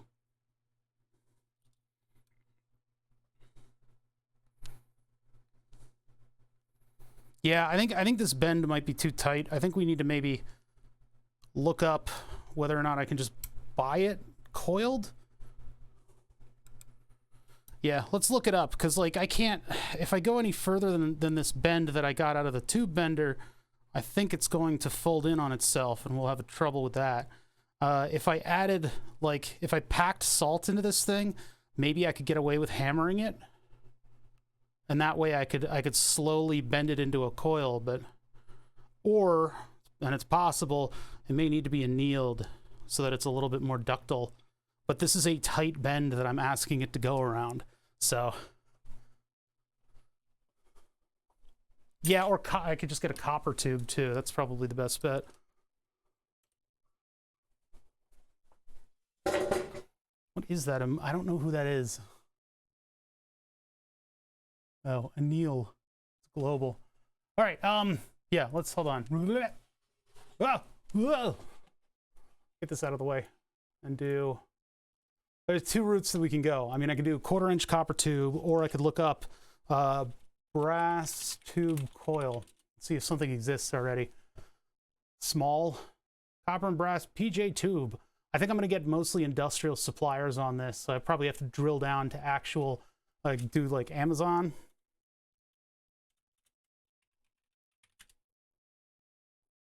Hand bendable brake line. Oh yeah. Brass coil. Nope. Refrigerator tubing.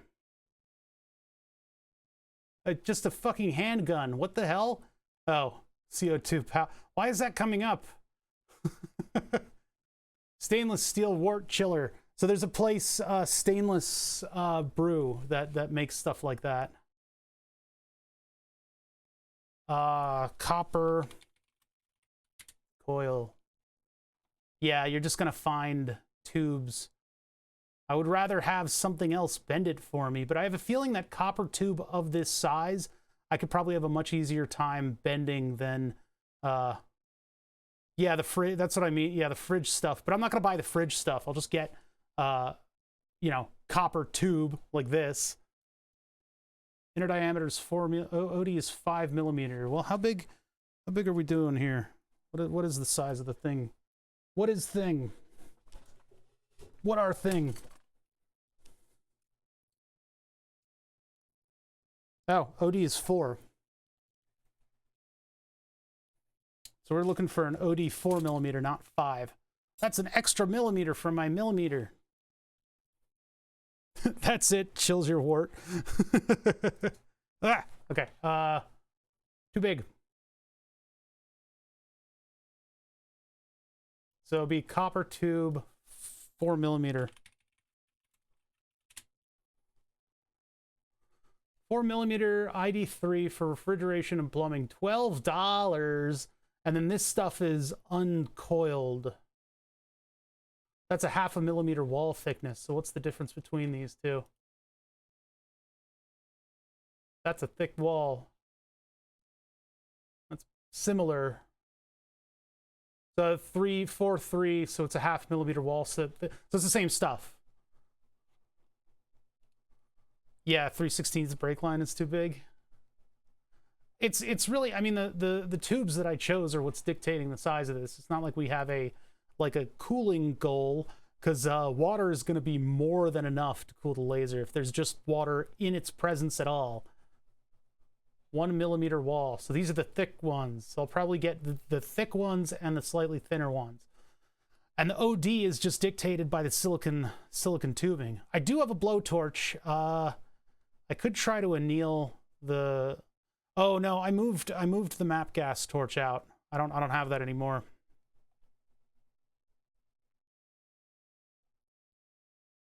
Yeah, I probably have to get this and that. So this one and this one.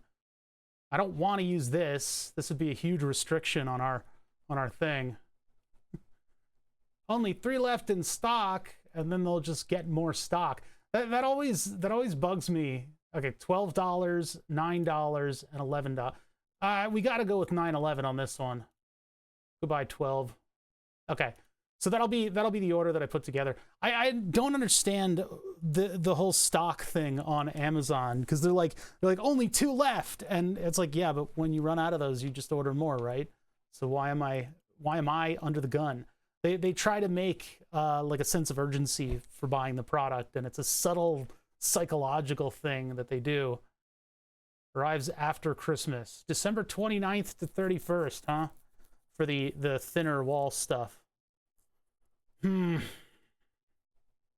Well, let's just do it. Add to cart. Add to cart. Temporarily out of stock? Oh, they want me to buy Top Gun. Ooh, no thank you. All right, there's another $20. It's death by $1,020 purchases. So we'll get the thick wall stuff first, it looks like. 4 million. No, actually, we get the thin stuff first. The thick stuff will come after the holidays. Okay, so there's that. I haven't gotten anything that's that far on back order. Not in a while, actually. So yeah, my holiday schedule, by the way, if you guys don't know, is that we won't do a Saturday stream. I think I can otherwise just do a normal stream schedule. It depends on the state of my car, because I guess tomorrow I'm going to be under it, putting new brake lines in, new flexible lines. And by the way, the circuit board that we designed is in progress. What is it? It's the panel your boards are assigned to has been sent to the fab. We'll let you know as soon as they get back. So whatever that means, that would be the LED panel that we're making for the indicator lights on Burn the Subs. So brass tubing is like really annoying to bend. It's possible that if I use a torch on it for a little bit, I can anneal it, and that will allow me to get a slightly tighter bend on it. But if we do copper, then it's going to bend probably pretty nicely around the thing. So we can hold off until copper gets here. Not the copper, not that username. I mean actual copper. Because yeah, everything I try is cursed. It's not going to work. I see the writing on the wall that this is not going to become a tighter bend. It needs to be a very tight bend. Might be too tight even for copper. At that point, I guess what I could do is solder caps on the end and fill it with salt. Because I can solder a big cap on one end, fill it with salt, pack the salt, and then solder over top of the salt. And then I can try to bend it around of the like a drill bit, and that won't collapse. Well, it will a little bit though. Not a bag of Milky Ways. Hey, 22 months. Still pretty sure that you're a bag of Milky Ways though. I'm not gonna, I don't judge, but at the same time, I mean, jury's out. Thank you for the 22 months though. Yeah, I never have good luck with this kind of stuff. I'm really bad at it, actually. It could be Mars bars. It could be Mars bars. It's true. Yeah, it's true. That's true. That's true. And we'll never know. We'll never know. If I did like put the drill bit here, I wonder if I could. No, the tool doesn't let me do it. How could I take advantage of this thing in order to keep bending more? I don't think I can. What kind of tools exist for this?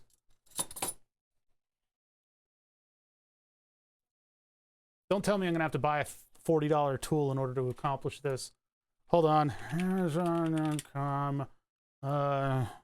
Tube bender. Tube bender. They all look like this because everybody's trying to do like big stuff. I'm trying to do tiny little coils. Tube and pipe bender. Hillmore. No, not my type of hill. Yeah, it's all like this kind. I think this kind goes into the scientific sizes. Copper bendy. Yeah, you gotta buy like the expensive one in order. Look at that guy. He was just like, I'm gonna bend this tube in space so I can finish my infernal machine. Is that a brewery behind him? All right. Yeah, it's like nothing does. Just look up like micro tube bender. I need like a forming tool to help me because I suck. Micro trader brake pipe bending tool. That actually might. Industrial bong. That seems like it. I have some of these tubes. They're not great, but they do kind of work. This is like a tiny 1/4 inch bender. So okay, let's see. Brake. Oh, that actually looked close. Wait, what was that one? If it's not going to be super expensive. Small range tubing bender. It doesn't look like that goes as tight as we need it to. This one just looks weird. And then we're going to look up brake tube bender. Oh, dear God. That OEM tools. It does not look like an OEM tool. OEM tools. Brake line tubing bender. OEM tool. This one looks more like the thing that we saw. What in the hell is 4 lifetime lines? What the hell? What is that thing? Oh my God. Okay. Yeah, I think that's most of it there. I think we've got all the styles lined up.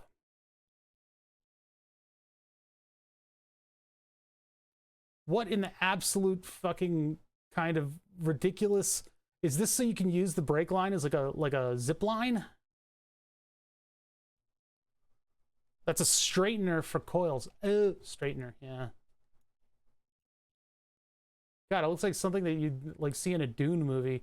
All right, well, don't need it. $80 for that thing? I use one of those for my tube. What the hell? Hey, look, I don't judge, but I kind of do judge. Wow, that doesn't look photoshopped at all. So this would potentially be the style. The size of the form it's a little big, right? I could potentially like 3D print something as like a former. I built one of those for my lines. I probably need to buy a bender. Yeah, I mean, I guess some roller skate bearings could do the job. What are these? Oh my God. Look at him go. He's bending. He's doing it. This would be more in line with what I thought. Although I don't know if this would probably be pretty bad. But it would. You'd have to drive it and then move it and then drive it and then move it and then drive it and then move it. I don't think that would really work.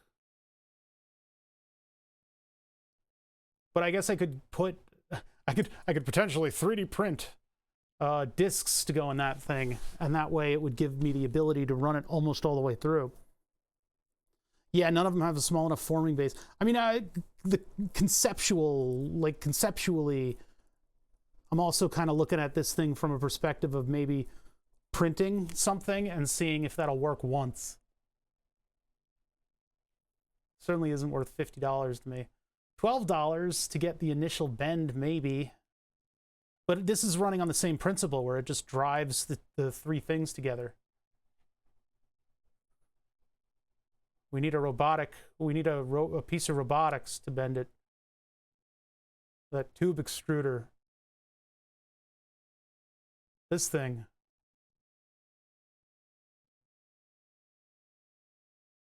This is all I need right here. We do not need to see that. You don't need to see that. Do it. Do it. Do it. You do it, robot. You can do it. Oh, I see. It's just doing like a normal tube bending kind of thing. Yeah, so the question is like, could I make a tool that would allow me to bend this tube? Prusa update. I've been using Super Slicer and I haven't updated it in a while. So I mean, yeah, this is bending around the same type of forming tool. And it's doing its whole roller thing, which is what we need to pretty much like invent. It's possible that I could use, oh, what can I use? I've got like bearings that I could maybe use. I mean, the forming tool is just a solid chunk, so I could possibly print it and it might not explode when I try to bend something around. But having something that travels along the tube might be useful. Or I buy something like this and I screw around with it until I get a bend. Until I get a proper bend out of the thing. The problem is this just wants to make one bend. It doesn't want to help me coil it. Whereas with brake lines, I guess you're just doing the one. Yeah, I don't know if this will be useful. Buying a coil on eBay, yeah.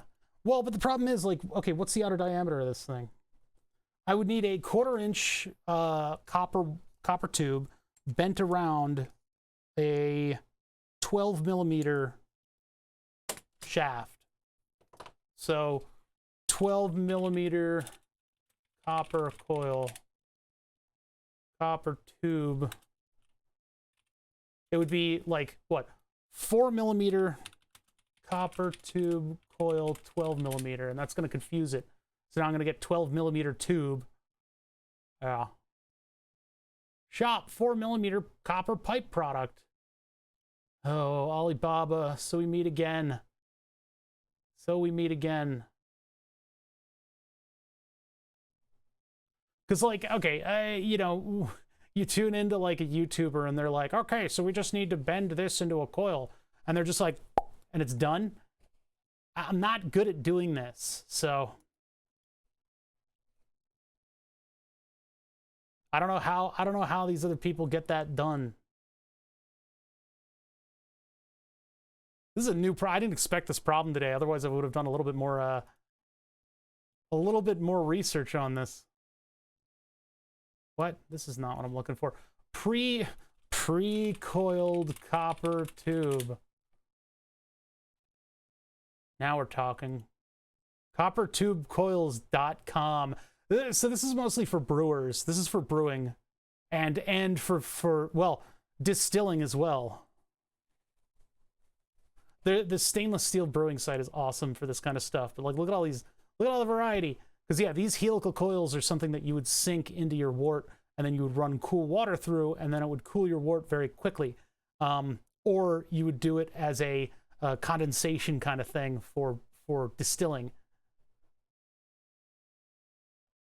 Lead times, capabilities, quality, huh? Copper tube coils. Oh, sorry, in the industry, they're actually called CTCGs. Yeah, we're always talking about those CTCGs. Hey, how you CTCGs doing? Oh, you know.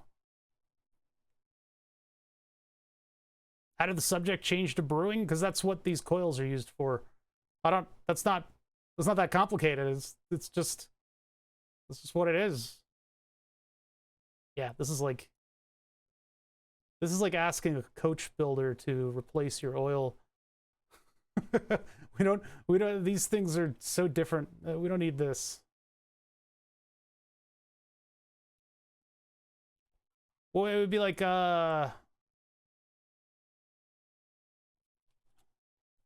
micro copper tube coil. I don't know.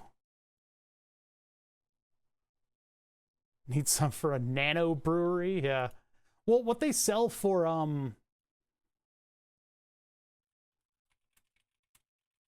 RC boats, they have these water cooling jackets that go around the motor, but the motor isn't 12mm. Otherwise, this would be perfect.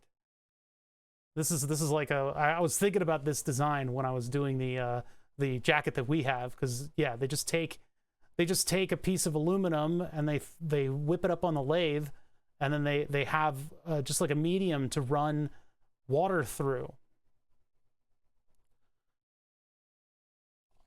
RC water cooled jacket, 12mm. Copper tube to fill the gap. That's a little, that's kind of that's a weird one. This is not 12mm. 2000 kV. Jesus Christ. Yeah, I'm gonna buy a $156 motor setup just so that I can get the jacket that they put around. Jesus Christ. RC boats are crazy. RC boats is crazy.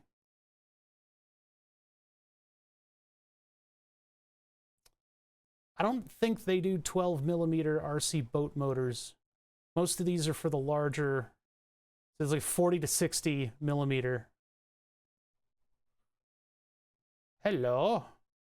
Hello. Hello. Oh. Uh-huh. Uh-huh. Uh-huh. Uh-huh. Yes. Well, then I found the exact thing that I was looking for. Oh, but it's 34.5 millimeters. Damn it. It's 34.5 millimeters. It's not going to work. No, that's not going to work. Too giant. It was close. We got real close. That's the tube that you know, hey. But yeah. Use a blowtorch to heat the brass tubing and then wind it around the motor. Yeah, that's essentially what we're going to have to do. It's just our tubes our bends are so tight. I don't think it's going to work out. I'll be able to figure this out. It's just get you a Cybertruck. The most hideous car design I've ever seen in my adult life. And I've seen some weird shit. All right. No, none of it's working. Oh, totally censored? No, it just took us to the bottom because it knows we're desperate. It knows we're desperate. Aluminum water cooling jacket, metal remote control boat, parts, blah, blah, blah, blah, blah, blah. Parts titanium suitable for 20 series. Ah. 20 millimeters, huh? My kingdom for 8 millimeters. Yeah, it's fine. It can show my name and my area code. You guys can manage to find me within that. Don't. Just don't. Don't be a weirdo. I mean, what if I made like a discs that would... No, that wouldn't do it. Just thinking about ways like I could make that work. But 20, it needs to be smaller than... I mean, we got 12 millimeters on this thing. I don't think there are 20 millimeter laser diode carriers. Plus, it's a little bit much.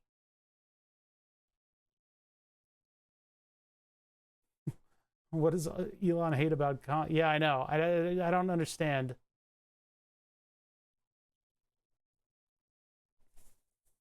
Yeah, the cooling plates are one thing. I could easily get those. What is that? Oh, that's the pickup. Yeah. All right. So 12 millimeter water cooling sleeve.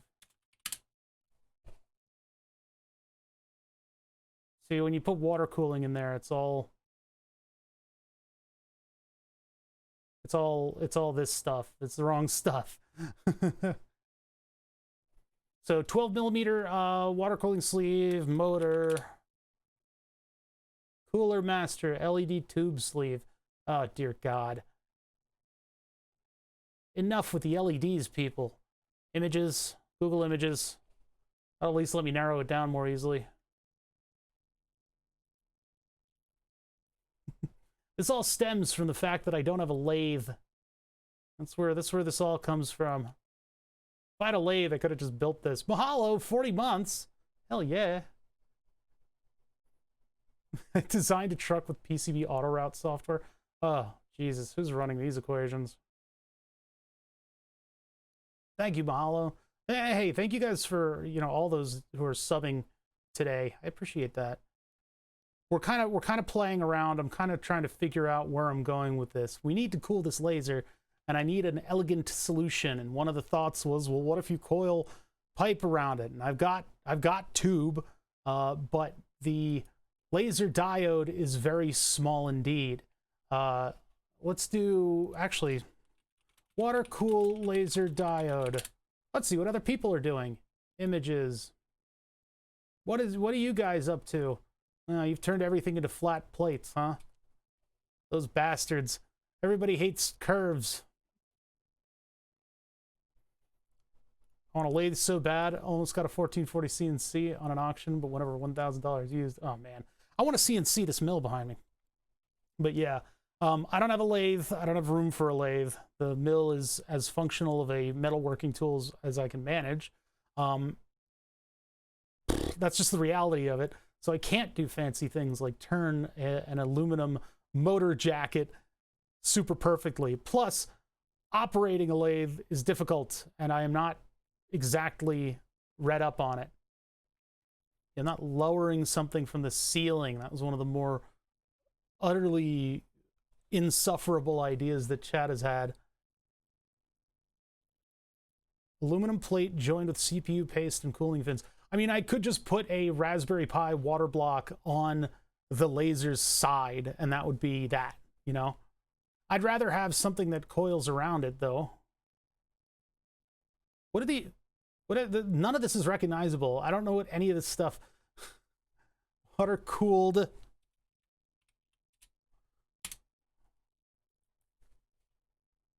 None of this is recognizable. Look at that. That's just a plate, and it's got like an optics bench on top of it. What is that about? This is one of those big blocks, the big square blocks. I guess that's one way to go about it. The diode is actually circular, though.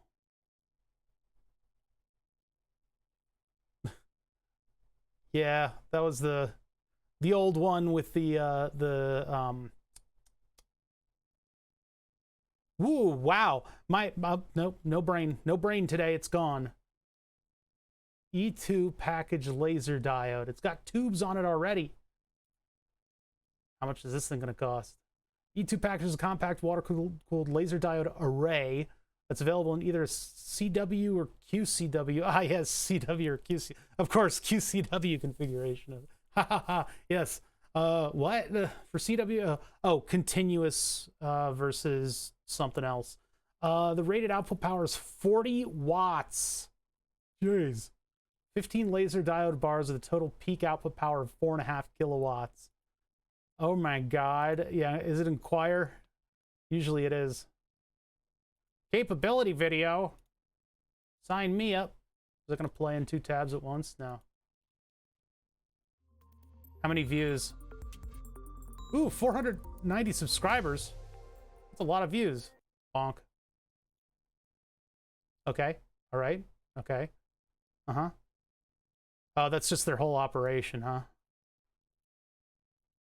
Their whole operation. Look at the tools that they have at their disposal. I don't get shit like this. Know nothing about lathes. Consider looking at $50 lathes on Amazon, thinking they're good options. No. No. You want to have a lot of material on a tool like that. More inertia, the better. What was that sphere? They make it in the presence of the sphere. What is this machine? It looks way too scientific-y. We've discovered the orb, and we're trying to figure out its properties.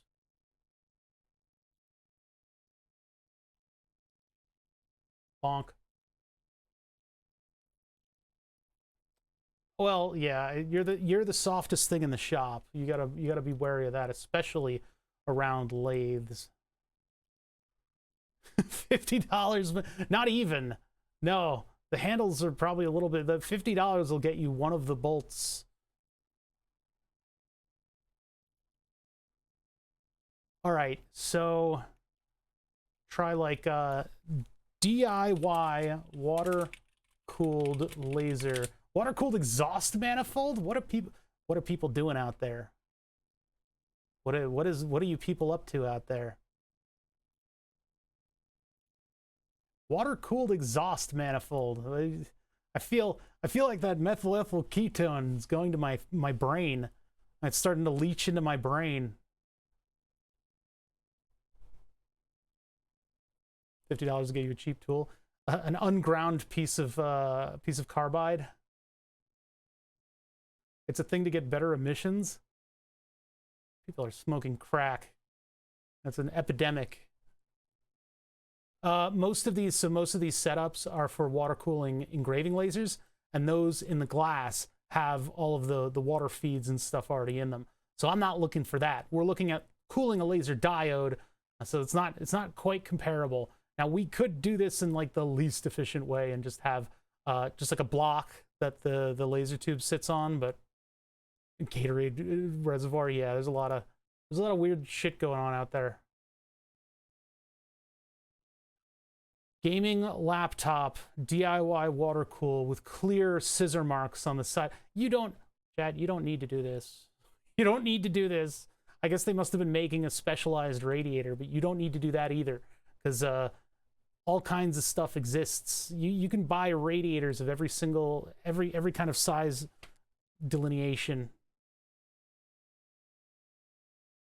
You just need to know how to dig for it a little bit. You might need to contact, you know, some folks directly. That's a cool shot. That is a very cool shot. So I guess I'm looking for very specific things. Who else is coiling copper tubes very tightly? It would be like if you use copper tube for like a magnet.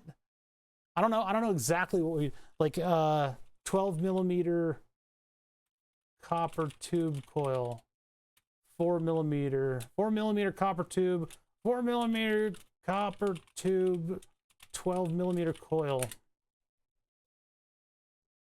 I'm just throwing specifications in here and we're not. Man, I miss the internet of old. What in the holy hell? What? Oh, it's for flaring. I see. Okay. I was like, what the hell kind of sex toy did I just click on? Yeah, those induction heaters, but they usually have more space in them.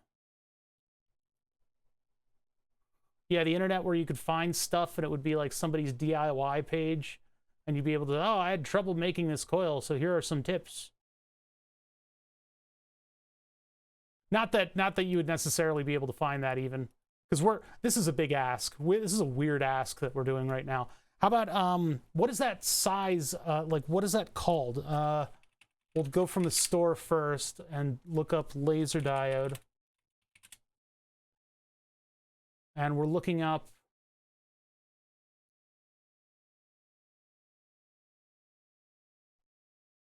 laser module. We just need to hit the right keywords here. Yeah, fridge tool. You have to join a Discord server to get that info. That's so weird. So weird. What is my glucose level doing right now? Oh, it's coming back down, actually. It's doing good. Well, that's what got us here, Jalopy. I'm looking at whether or not I want to order some of these tube benders, but I don't think they'll be quite the right thing. These tube benders, like, they're good, but they basically are just driving a forming tool in between two bars that are far away.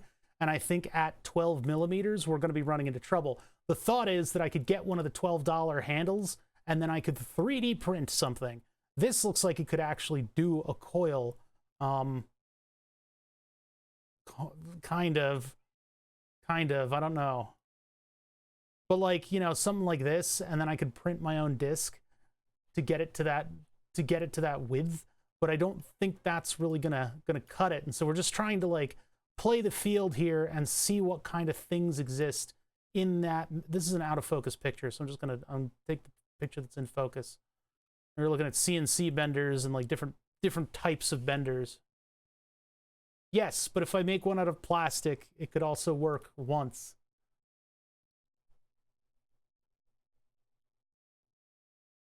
And then the other thought was, well, the people who do RC boats have these jackets that they put over the motors in order to water cool them, because they're running like 1 billion RPM.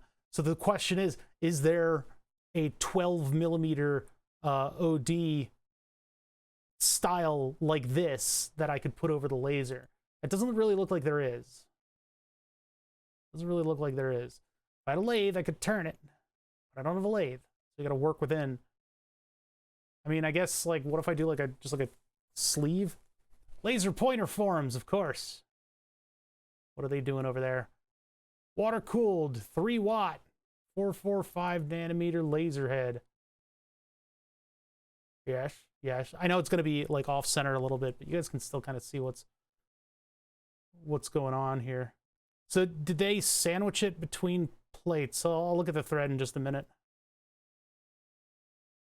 This would be functional water cooling. We don't really have, I mean, our water cooling is going to function. It's just not going to need to function. Okay, that's a bit wild. Burn the subs will not be featuring a laser this powerful. No, thank you. I don't need... Actually, wait, 3 watts. That's it? Huh. Ah, yes. Thank you, Photo Bucket. Or whatever was hosting these.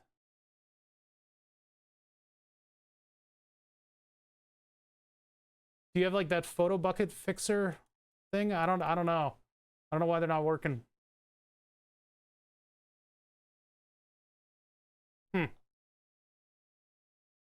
So it looks like it's sandwiched in between stuff. Doubles a charge cooler for a cigar. Okay, so yeah, lasers are dangerous, but they're cool. This is what most of the laser diodes have in this power rating is basically just an aluminum extrusion that they're pressed into that cools it pretty effectively. I mean, you can dissipate all that heat with a fan. I don't want the fan to be shaking around my laser though. You put the photo on just okay, let me take a look. Take a look. Bop bop bop bop bop. Bop bop bop bop bop. Bop bop bop bop. So yeah, he's doing a plate in the middle that's heating up with the laser diode, and then the 2 water coolers on the outside are just dissipating that stuff.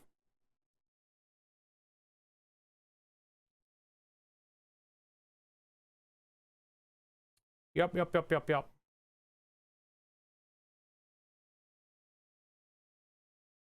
All right, so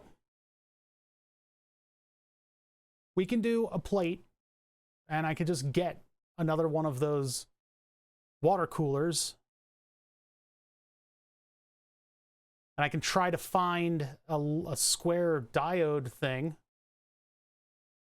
Solid gold plates. No, this isn't supposed to be like the most extreme, you know, whatever, right? We don't need it to be like the top of the line super duper. I just want it to be neat and functional. Water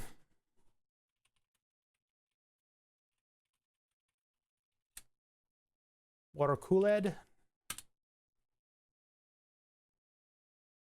So laser diode module copper tube. Not quite. Drilling a hole in a block of aluminum. If you're gonna do like seal it with like O-rings, you need precision, which is how I'd want to do it. Because you do tube fittings and then you would just, I mean, you know, if I had a lathe, I could do this in 5 minutes. 5 minutes in a lathe and I could do it. I just don't have that. I just don't have it. I thought it would be something that we would be able to find, you know? Like, I guess nobody's really selling coils of copper tube. If I got a laser diode module that was like one of these things, that would bolt to the front pretty nicely. Jeez, single mode laser diodes. What is that called? Like if I go on eBay and I look up 455 nanometer laser diode, pro amateur expert. Hey, thank you for the Prime. Yeah, if you guys have a Prime, you should use it. Use it for your favorite streamer. Whoever you want to use it on, you should use it though, because it's built into Prime, and it's just money in Amazon's pocket if you're not using it. This way, they have to pay me like a normal sub, and you get all the perks of having a normal sub on stream, and you also get to listen to the streamer basically do exactly what I'm doing and just talk about Amazon Prime for like 10 minutes. Anyway, pro amateur expert, thank you so much for the 10 months. These are all DLP style. This is wild. Yeah, a little light turns on a console, and Jeff Bezos goes, "No!" every time you use your primes. Otherwise, he laughs. There's only 2 emotions. It's all that's left. Why are these 9mm blue 5 watt? Why are the lenses on them so weird? It's because they're 5 watt modules. Look at that, $30. Well, there's that one. Whoa, this one's got like a beam coming out of it.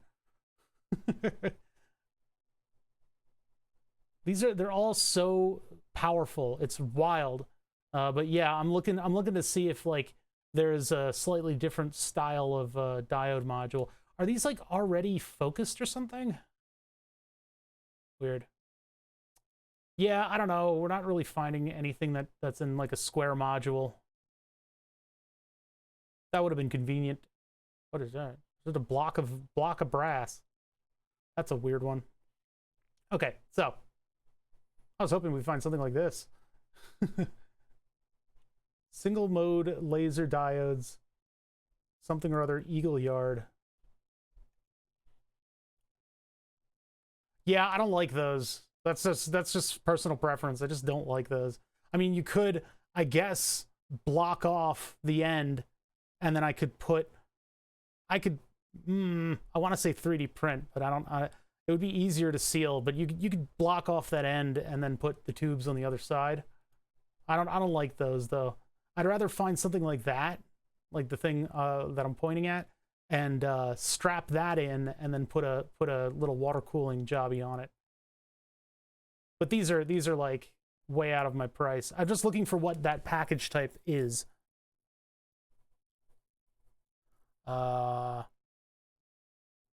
Ring waveguide laser diodes. Jesus. Beam divergence parallel package type. Standard butterfly, butterfly with window, flat pack with window. Flat pack laser diode.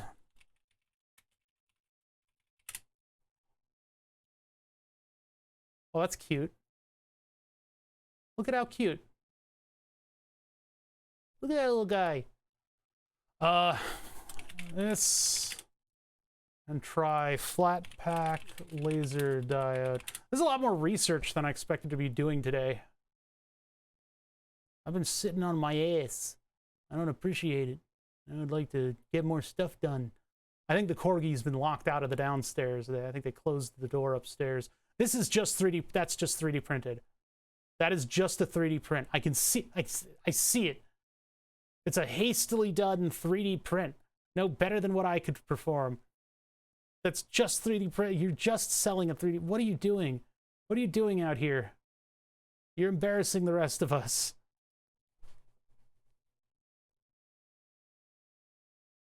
More research than expected happens for every project. Yeah, it is kind of part of the process, right? 100-watt array. I mean, that's what's coming up on eBay. It's all 100-watt, like, massive arrays of blue lasers for, like, telecom. Let's do eBay. And let's try flat pack laser diode. What in the hell is that thing? They're making freaking lightsabers out here. It's not looking too good. Colonnaded, 405 ultraviolet, and it's on this massive thing. Weird. So 1.1 watt. Weird looking. I love the science stuff that ends up on eBay. I love it. Can't get enough of it. There's the driver, by the way, that I'm using for these things. 2-watt, 5-watt with TTL. There's a very large UV component to the blue laser, and you got to be careful of it. It can be really damaging. 500 milliwatts, 9 to 12 volts. Yeah, so we'll do 12 volts to power the laser too. I just wanted to look that up to see what pins I need on the DB connector. I'll have to remember that. Yeah, the flat pack seems to be eluding it. I really, that packaging where it's in the little gold, like, gull wing thing is, like, perfect. And I'm just not, oh, dear God. Coherent laser diode stack. I just want to burn a bar into the burn the subs. This would be annihilate the subs. This would absolutely just obliterate. Those look like water fittings on the bottom, too.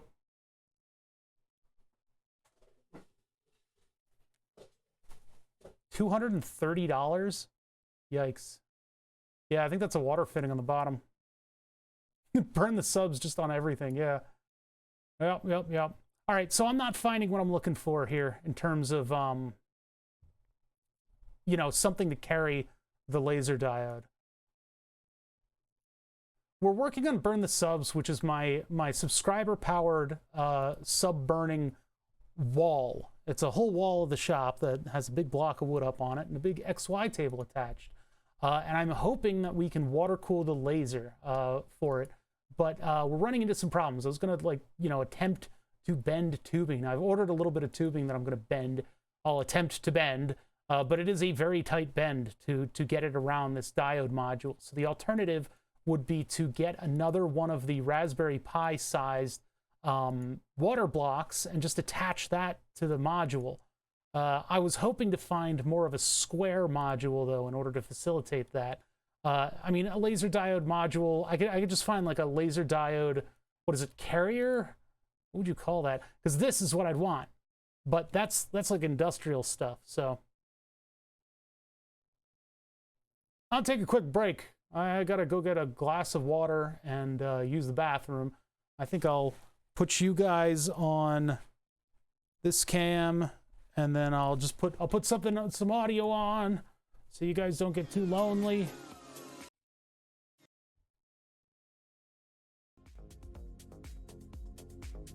There we go. How's that? You guys comfortable? Do you have water? All right, I'll be back in just a second. Wait, where's the... It's in overlays and it's B. There we go. You guys take it easy.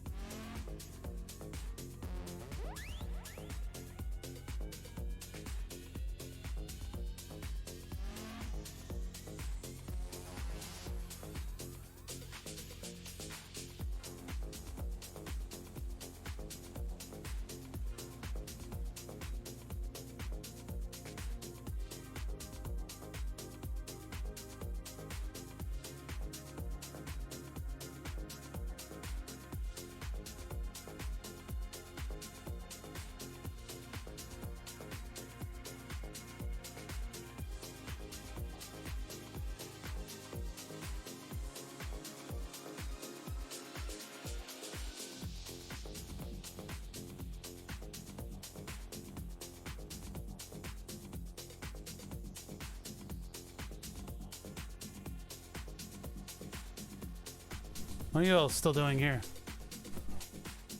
I just realized I need to make like some cool, what do you call it? Cool slideshowy kind of things of the projects that I've worked on here. I think that'd be very useful to have for like a BRB screen, because then I could just go through and explain some of the projects and do some like cool visuals on the things that we worked on. Pause that, go back over to here. Okay, so chat. One message per hour in my chat. We're looking at like various ways that lasers are packaged. We kind of played with methyl ethyl ketone earlier today, and it kind of scared me because I tried to brush methyl ethyl ketones onto the 3D print, and it ate the nitrile gloves almost immediately. That was bad. That was bad. The whole purpose of what we're doing right now is I'm trying to water cool a 2-watt laser diode. Now, it doesn't really need water cooling. It will probably put in some work. Somebody out there is going to gift sub like 25 gifts, and the laser will have to burn all those names in one go, right? So as it does that, I want to ensure that my laser diode is not going to burn out. Now, we're not over driving it, but heat is the enemy of electronics.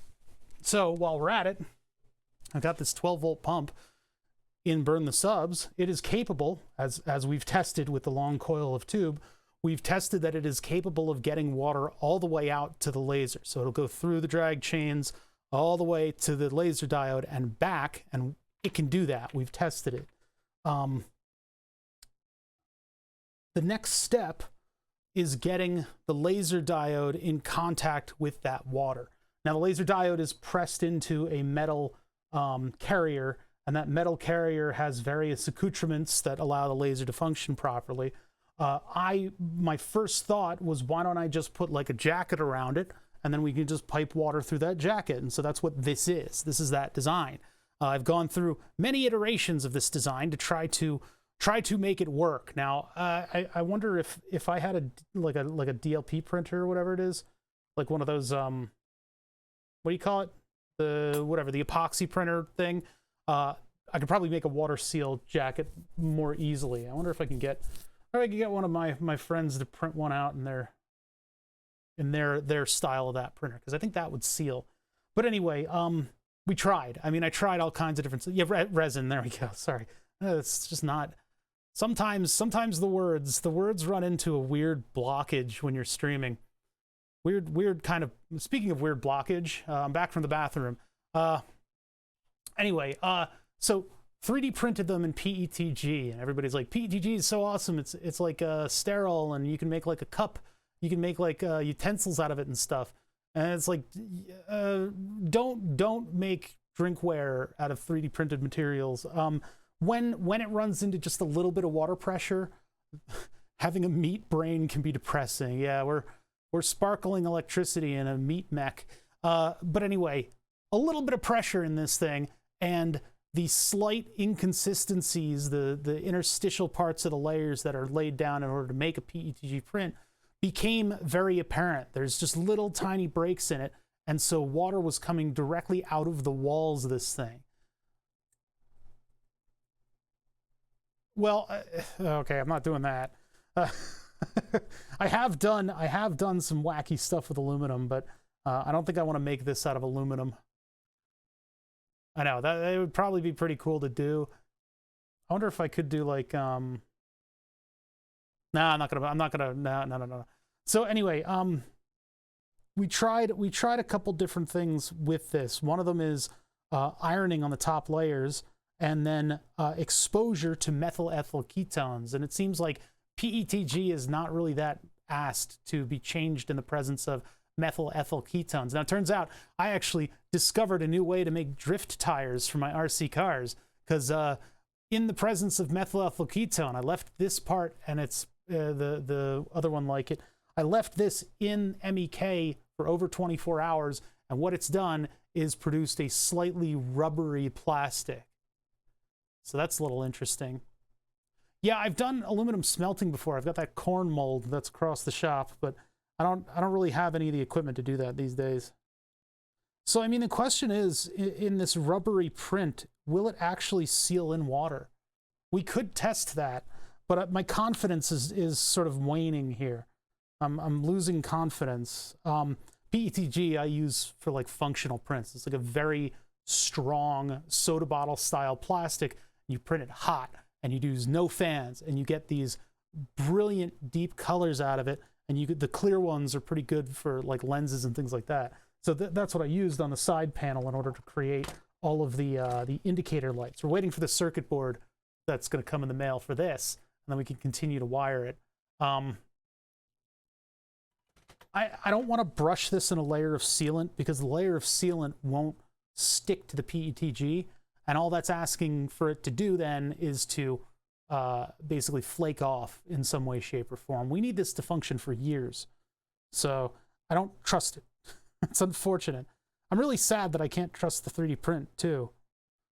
The thought was, what if you iron every single layer? And I don't think Super Slicer has that setting. I didn't find that setting in Super Slicer. I did find the ironing setting, which makes the top layer look really nice on PETG. I didn't expect that. PETG is a very sticky plastic, and so you get stuff like this where it potentially rolls a booger around and it doesn't look good. In the places that it did work, though, it does look really nice. It makes a nice top layer. And it would probably water seal the top layer. It's just the side that we're concerned with. That's where all the leaks will happen. O-rings and bolt tightening. I don't know. I don't know what would get us there. It really is the in-between parts of the layers that aren't sticking. It's really weird that the methyl ethyl ketones just turned it into kind of a rubbery plastic. Perfect for RC drift tires, though, because there's a little bit of give. So that's an idea of what to do with this stuff. If you leave a thin layer, it's kind of springy. I don't really trust it. I mean, we can test these and to see whether or not they leak. That'll be the next step, I suppose. But I was then looking for an alternative solution. We need an alternative solution. Well, one of the thoughts is, why don't you brush the methyl ethyl ketones on the 3D print? So I put on some nitrile gloves. I grabbed the paper towel that's soaked in this stuff, and I started wiping this piece down. I'm going to do one quick little wipe, put everything away. And my fingers were cold. Turns out the nitrile glove completely disintegrated as soon as it touched the methyl ethyl ketone. This stuff is angry enough that it is just destroying the chains of whatever nitrile is. What does nitrile look like? Oh my goodness. Nitrile molecule. I thought it was more of a polymer. Jesus. Something about this hates MEK. All right. So yeah, so I put the Bosch on that pretty quickly. I don't want to play around with methyl ethyl ketone too much in my sealed closed space. The thought was, well, what if I yeah, I thought it was a polymer too, but I guess I don't know. I don't really want to be playing around with that potent of a solvent down here. I don't like potent solvents. They're neat, but they can have their space and I'll have mine. The other thought was, like, what if I heat it up? And I don't mean like take a blowtorch to the bottom of this bottle. I mean just like put this in hot water. No ventilation? What is this? What's that? It's many of that molecule chained together. Ah, okay, yeah. Because, yeah, polymer, you have chains of mers that are all woven around with one another. I also have a fan on me. Exhibit B. Yeah, so, you know, I could continue to play around with the methyl ethyl ketones, but I don't think anything's really happening from it. We didn't see, yeah, monomer and polymer. I just like calling them MERS. Nothing really happened when I brushed the paper towel against the 3D print.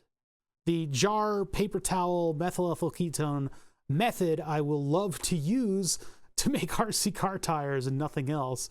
That's pretty much it. It just makes the PETG soft. I was expecting a little bit more of a melting effect.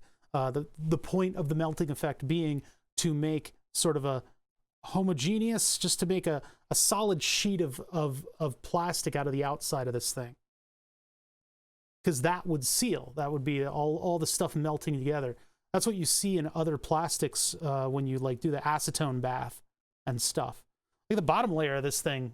I think kind of was a little melty. Look. That looks pretty solid, except for a couple areas where there wasn't quite enough to bridge.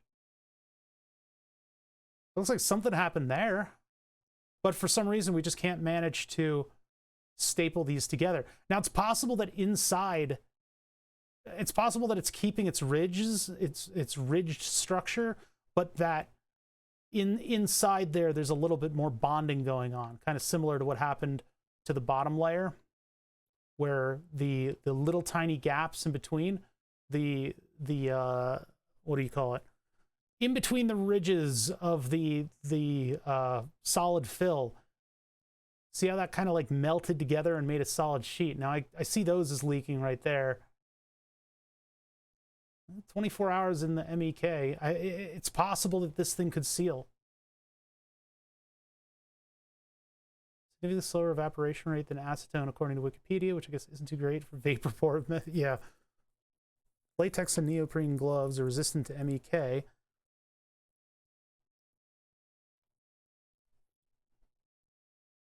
What are these? These are nitrile, right? Advanced Nitrex exam gloves.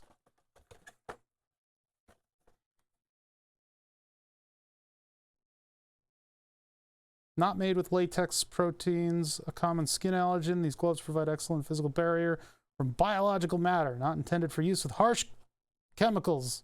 Whoops. For long periods of time. Store gloves in a cool environment, blah, blah, blah, blah, for peak performance. Yeah. MEK and an ultrasonic cleaner? What are you just trying to make it angry? That sounds just like making it angrier.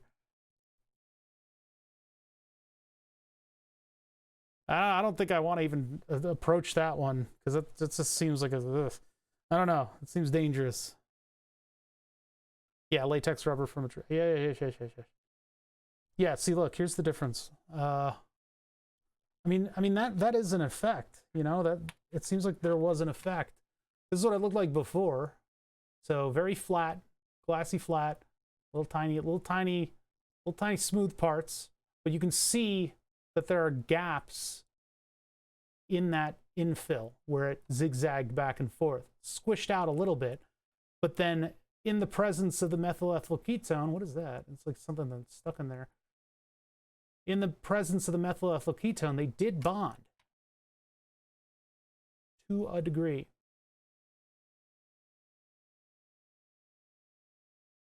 Filled in, little lines.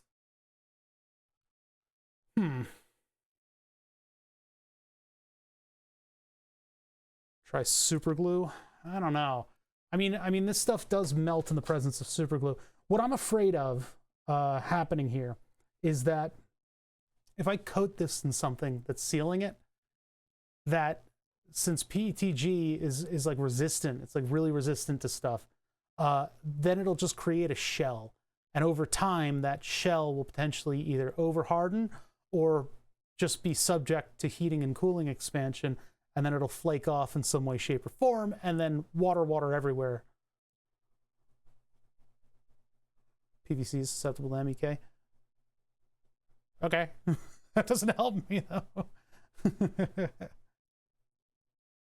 Yeah, I mean, it might work. It's just not necessarily something that I'd want to like go for. If I could cut the inner parts of this and cut it nicely to make an O-ring race, then I could potentially just make a sleeve in, it's not going to work, in the mill.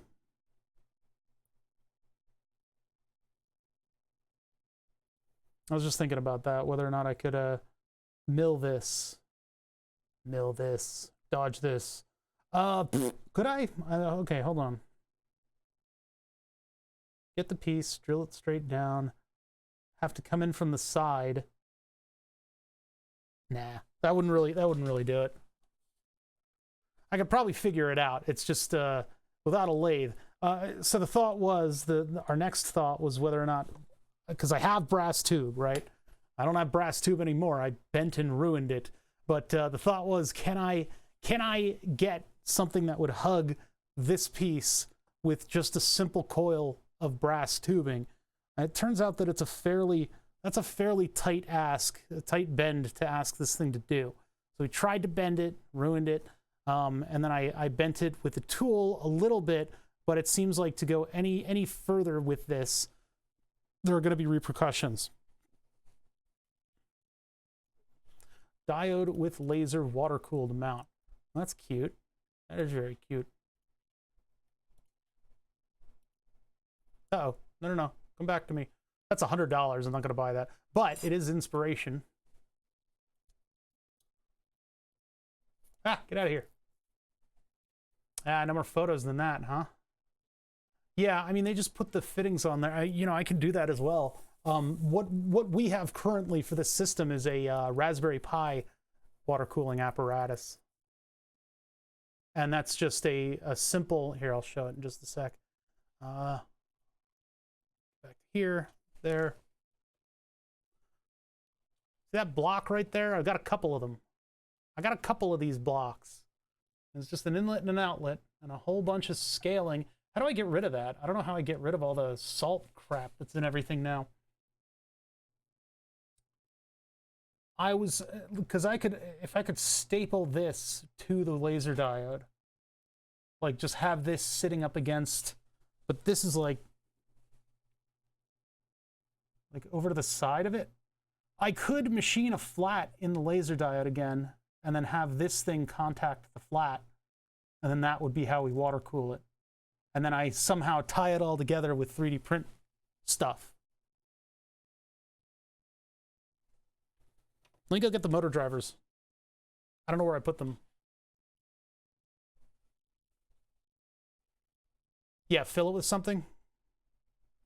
I have that salt that we ground down. That's like really fine salt. I just don't know how I'd pack it in there tight enough for it to actually perform that bend, because it'll still displace the salt. I need to really pack it in order to get that to work. Found super glue, and then baking soda makes a nice instant hard cement. Yeah, I've heard of that trick before as well. Baking soda and super glue, and you can like repair stuff, like pretty extreme stuff with it. That's kind of cool.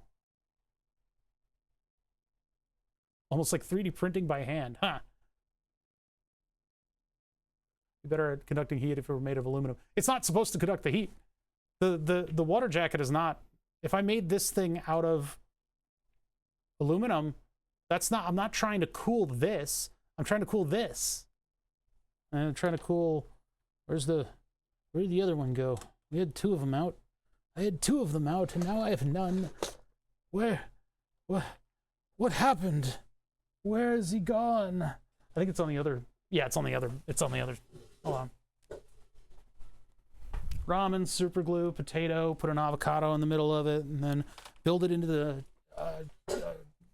arm of an armchair. Are we done with rage bait DIY? Can we be done with rage bait DIY? I'm so sick of rage bait DIY. I get it. You've put a bunch of paint on water and you're gonna jump in it in a wedding dress, or you're repairing the wall by putting a quarter in there, and then you're covering it in ramen and super glue, and now you're gonna paint it so that it kind of looks like it was all one material. We get it. We know you're doing it just to make people angry, and they keep clicking. Why do they keep clicking? I need to cool this. This is what I need to cool. Namely, I need to cool the thing in the center of this. I wasn't saying that was. Yeah, I we know about the super glue thing. I need to cool this piece inside of this thing. Really, Master has filament. That's weird. If I could find a square block to press this thing into that has a lens adapter, I would be happy. I would finally be happy. But in lieu of that, we have this kind of setup. So I need to invent something, and we can use Fusion to do that. We can invent something that will press one of the blocks up against, one of the water cooling blocks up against it. Let me go get one of those blocks. Yeah, the case is a heat sink. The thing that it's pressed into, the heat bleeds out into it. Generally, they're circular because they can make them on lathes. Okay, hold on. Let me get the motor control piece. That'll. I think it's actually over in the corner over here. Let's get that out. See what we can do with that. Yeah, I think the motor. Yeah, here it is. Okay, cool. Never mind. I don't have to go far for this. All right, let's see here.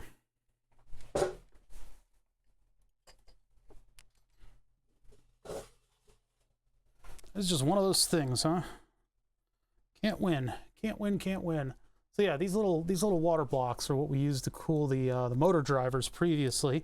Now we will use possibly one of these for the motor drivers in the new one. I'm wondering if I can like sandwich a heat pipe against it, or you know, like thermal glue a heat pipe, and then I can put one of these on the heat pipe, and then it'll maybe work that way. I don't know. We'll figure that one out. Okay, so I have just it's just like a thermal pad. It's actually a pretty high performance thermal pad that was sitting on the top of the chip. But with trinamic drivers, you actually want to cool the ground plane because that's in direct contact with the chip. You don't want to cool the epoxy chip. That's pointless. Right, we can get those out of the way. That laser XY table driver, no information on it at all whatsoever. Absolutely no idea what it is, where it comes from. Oh, I glued a copper piece onto the bottom of these. Forgot about that. I forgot about that. How do you undo thermal epoxy?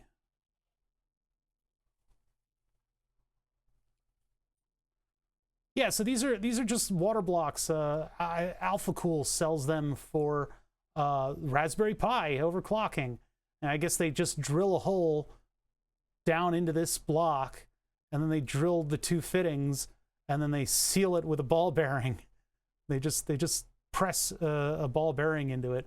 Yeah, maybe I can use a blowtorch on this and get it to pop off. I could also just take a pair of pliers and see if I can just press it from the side to see if it'll crack off. For now, let's just work with it as it is. But if I can figure out a way to put these two together, or just solder something to the outside of it. If only there was like a... I mean, I could machine a flat into this thing, but I don't really want to necessarily do that. Or if I take a piece of brass, I have a bunch of copper, actually. So we could maybe machine a little copper collar that would allow this to, like, press into place and maybe have a like a grub screw on it.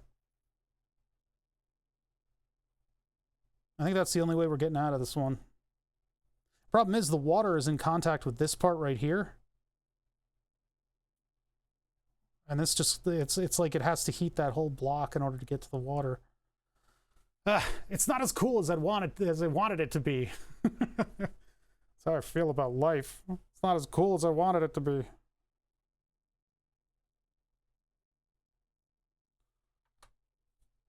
Yeah, we'll just do it direct. I mean, alternatively, I'm going to get the tubes in the mail eventually, and I can test the tubes to see if I can bend them sharply enough to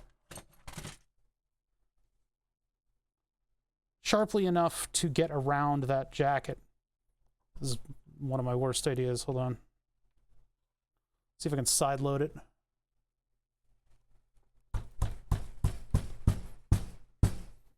Absolutely not. It's gonna need a lot of heat, or I just leave it on there. But it's another like thing that the heat has to transfer through.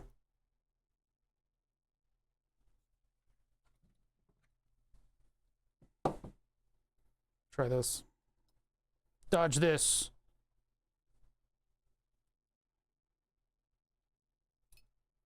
Okay, what's step 2?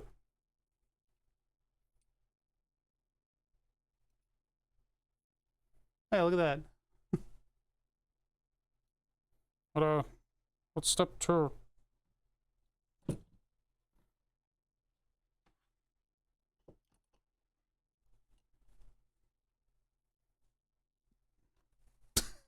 It's anything's a hammer if you try hard enough. Ta-da! The aristocrats. Do the other one.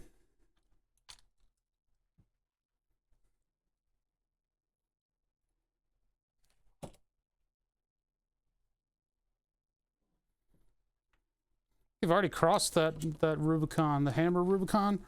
I don't know. It's close enough to a hammer. Bada bing. I'll just have to use a file to get the rest of that off.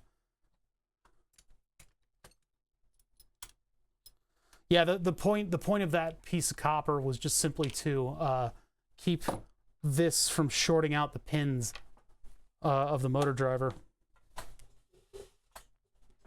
Because I didn't, through-hole pins, I do not trust to not pierce that heatsink material.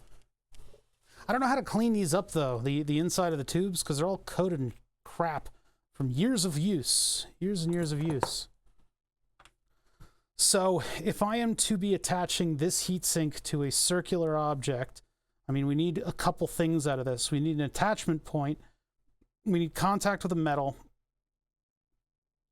And then I need wings on the side that'll help me mount it. The way we did this previously was by bending paper clips with this tool. We bent paper clips.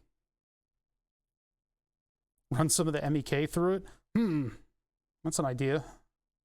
How's that stuff in the presence of silicon?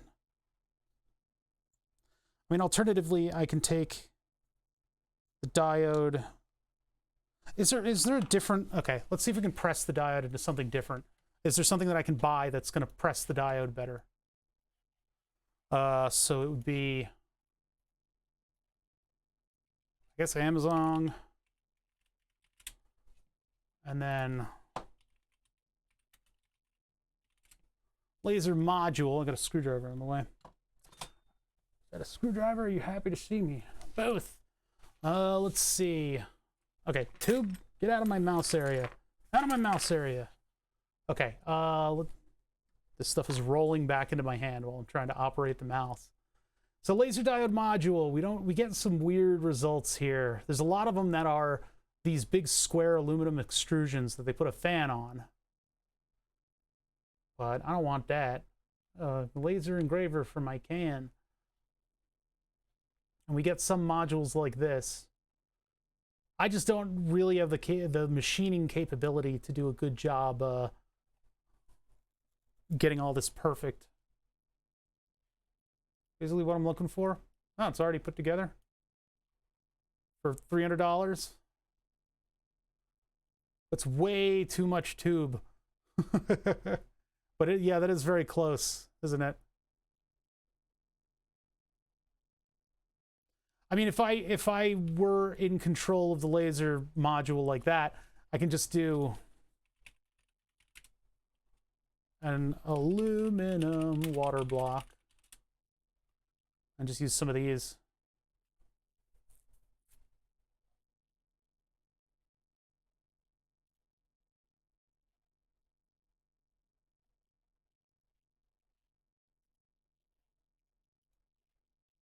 What I'm looking for right now, though, is to see if there's any kind of like a square laser diode module, something that can press either the diode in, or we can just mount to the thing and we can get the heatsink on that. But it doesn't really look like there is anything. We're going to have to invent something.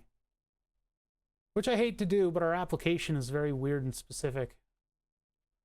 Laser engraver cutter, assist air nozzle. No, not quite. Not quite what I need. Yeah, the laser on that, whatever the link was, yeah, it's probably way too powerful. That's the thing. There's a big capability gap in the lasers that are available, and the reason for that is because you have, I mean, the companies that are making laser diodes aren't making them for fun. You know, they're making them to make a shit stack of money, and they're making them so that the people that are using them, you know, can get, they're selling them to people that are doing things like DLP and communications, like fiber optic kind of stuff. So the most available laser diodes are going to be the really super hyper powerful ones. That's just what you're going to find. You can't really find something that is within sort of a more safe power range. And they'll just make up for it with software, and I guess the more powerful the laser is, that's a nice looking one, the more powerful the laser is, the faster our equipment can run. Now, you guys might be able to hear that I am constantly beeping. Yes. That's not a problem with your television set. That's my insulin pump is out of insulin, so I need to do that real quick. So let me go over to there.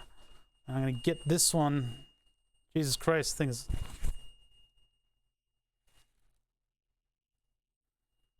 So dash, pod management, deactivate, next, and now we wait.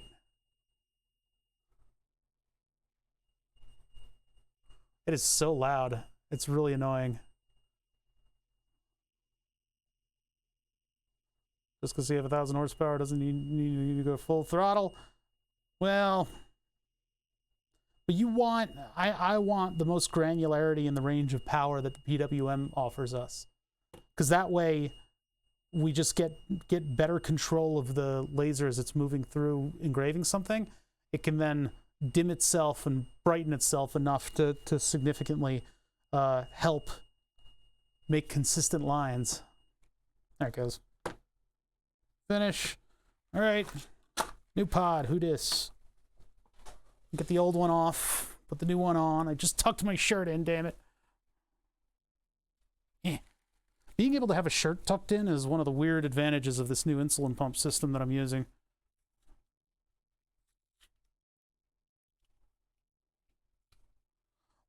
With it's actually if I rasterized and used what are they called?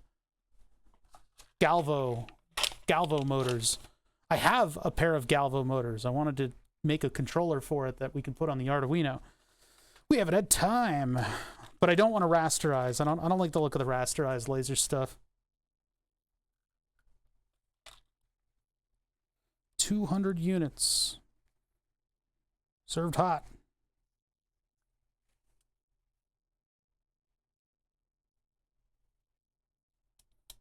Man, I've had a lot of maintenance stuff that I've had to do today. Shit. How cold is it going to be tomorrow? Oh, I'm going to be freezing cold, aren't I? I gotta do car work tomorrow. Try to get that done quickly. Basically, put the car up on 4 jack stands, which is obnoxious. Access the anti-lock brake, the brake cylinder, master cylinder rather. Hook it up to the pressure thing. Then replace the lines, which shouldn't be that difficult, but you never know if something stupid is going to happen. Then bleed the whole system until I'm blue in the face, which will be sooner rather than later considering the temperatures.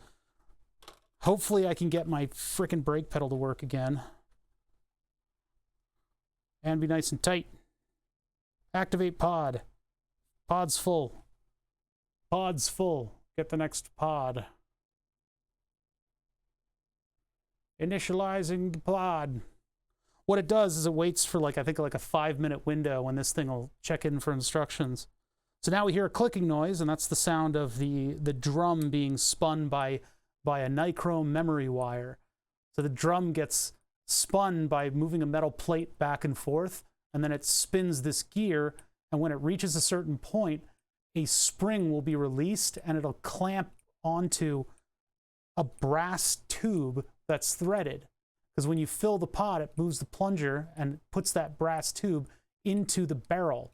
As the barrel spins, spring gets released, clamps down on that brass tube, so that now when the drum spins, it will advance the plunger. So it starts advancing the plunger, And when it reaches a flat spot in the barrel, that will release a huge spring that auto injects the cannula tube, the one that goes under the skin and delivers insulin. So now this is all initialized. I am breaking off the safety, undoing this stuff. I'm just going to slap this beast on my chest somewhere, on my stomach. So I'm just going to drop this thing in a pretty normal spot. I'm not getting adventurous yet.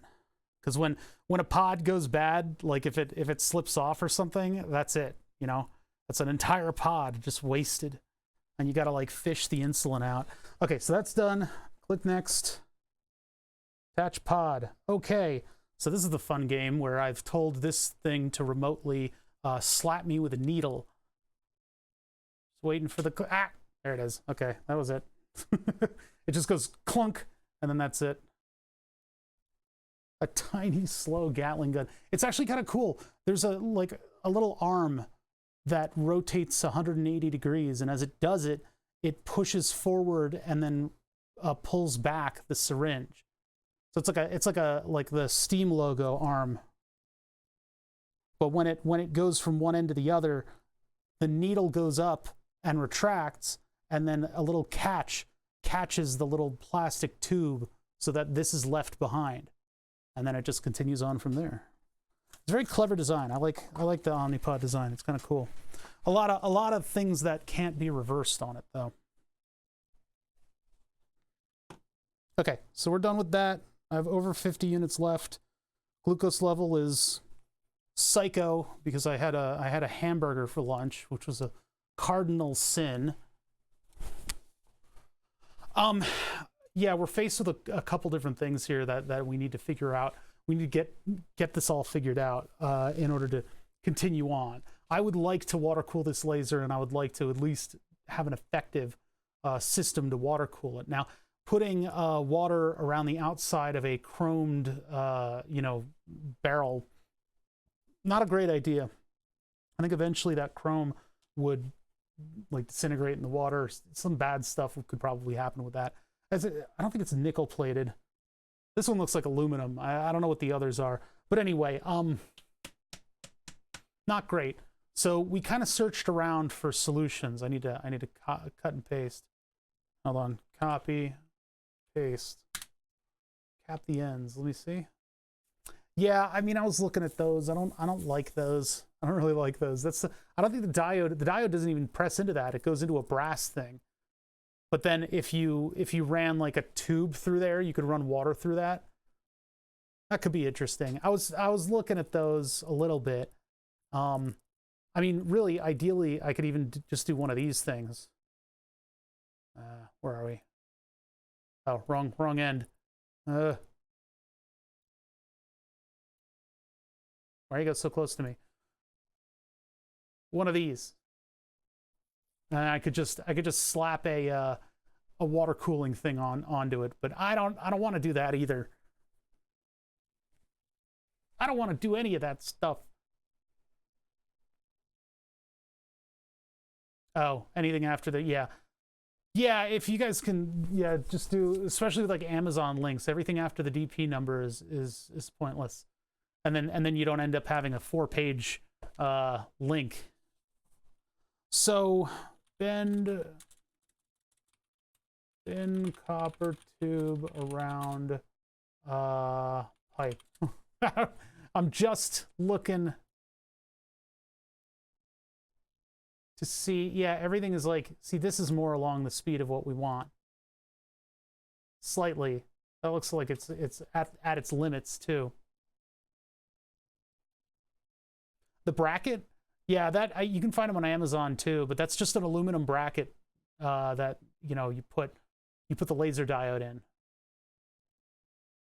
It's called a heat sink, but you put the whole carrier in there.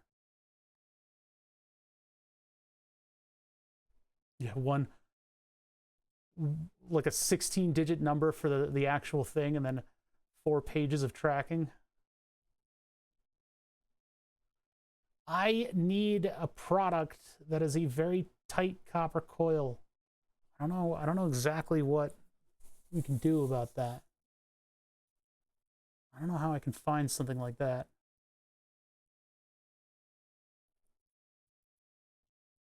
It would be cool to have just the coil around the laser diode.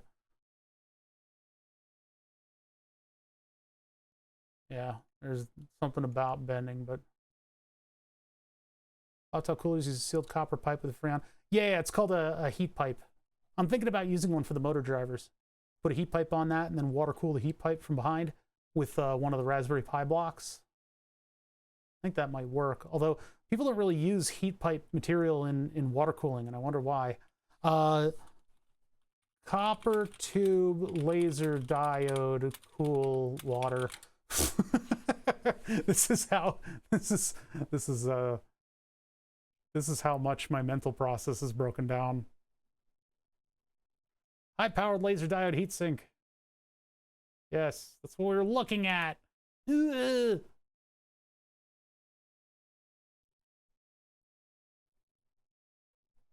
Blob on the coil so you can machine it. Huh?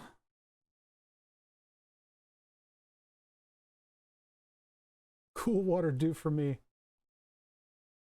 Vapor chambers are different than heat pipes. Same principle. Oh. Oh, they're the same thing. Yeah.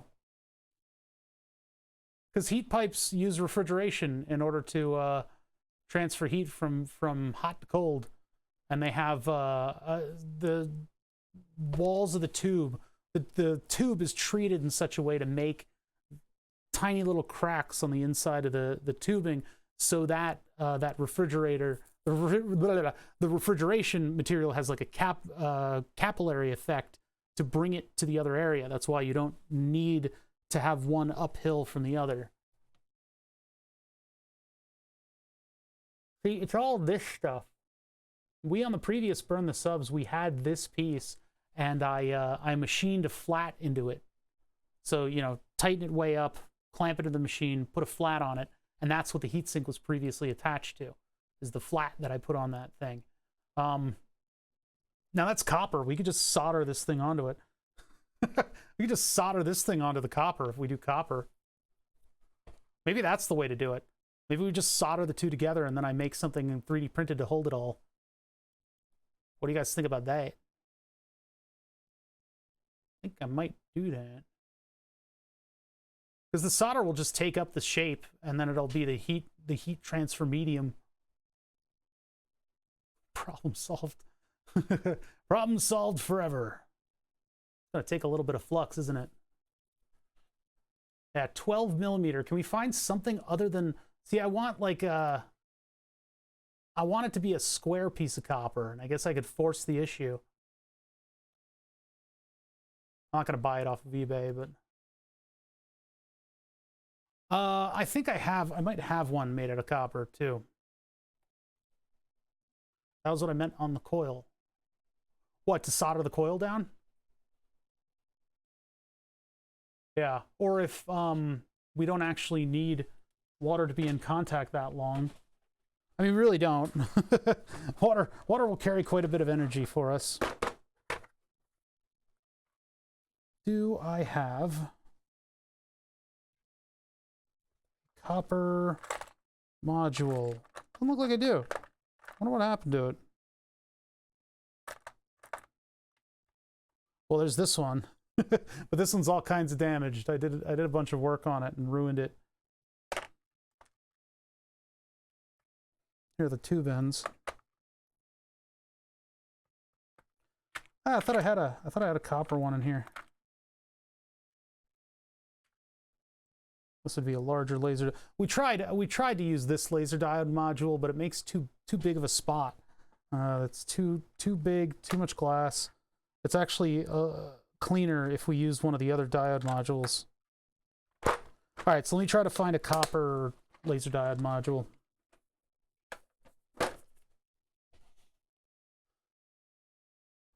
Oh, you mean solder in order to build a water jacket around it?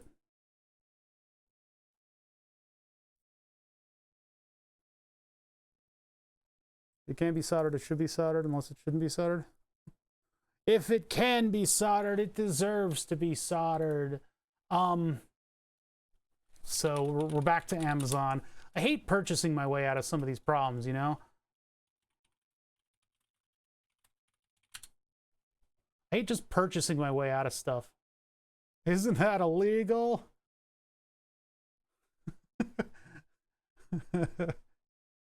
We took their money because we're evil. Sorry, we went into we're Neil Breening. He's Breening. Get him out of there. Quarton laser module. Like, these people have the capability of manufacturing and they don't do it. Jeez. Yeah, there's a lot of options here. None of them are square though. I guess it's harder to machine. Most of these are like finished modules. I need something that I can press the laser into. Then I'm going to get it and it's going to turn out that the laser can's the wrong size because there's like 3 sizes of laser can. 3 different like size modules that lasers can be in. $12? Are you kidding me? And it gets here like in a million years? 9mm diode, huh? Millimeter. 9mm diode. I don't know. I don't know if I like this. Bought directly from Ags's site. Good quality product. Picture doesn't do it justice. Much higher quality in real life. Blah, blah, blah, blah, blah. I'm just going to solder something to it. Yeah, what size are my diodes? That'll be these guys over here. 2 watt times 3. Hold on. I didn't put any other specs on the outside of the tape.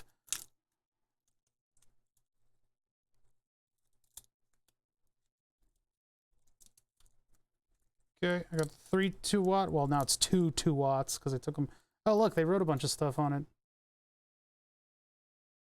3.891, 3.8 something millimeter. I'll measure it again. I don't trust that. I don't trust that.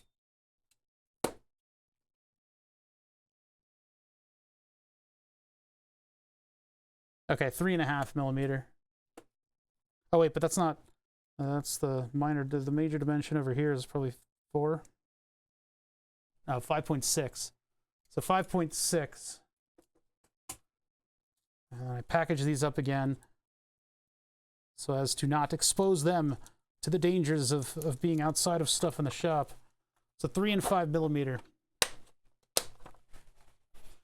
I'm annoyed that the methyl ethyl ketone did not work out. I'm pretty annoyed about that.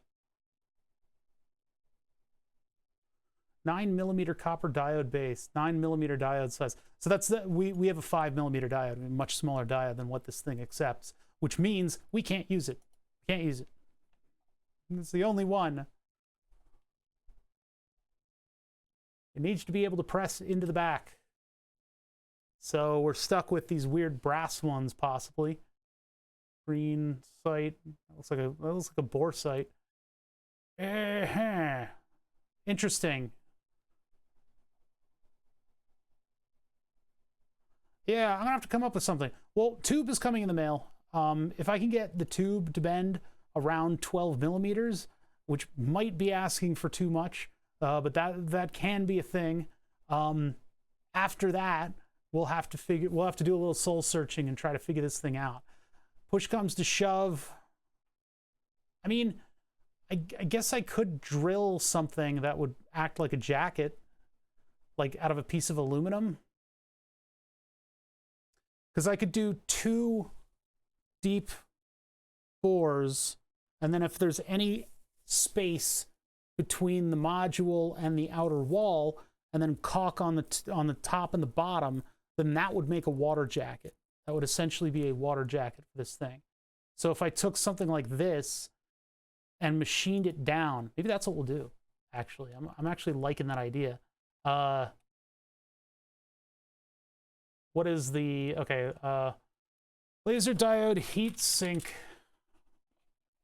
Yeah, see, it's like the first thing that comes up. I don't want to do one of these. These things are gross. But if I cut this, it's 5. I don't need 5 I just need one. I'm gonna cut it in half, and then I'll use one of the halves. Or the have-nots? Well, will that produce instability, though, in the beam? If it's being held in by two little pieces of plastic, like I can epoxy I don't want to epoxy it because it might need to come out and like have maintenance done on it.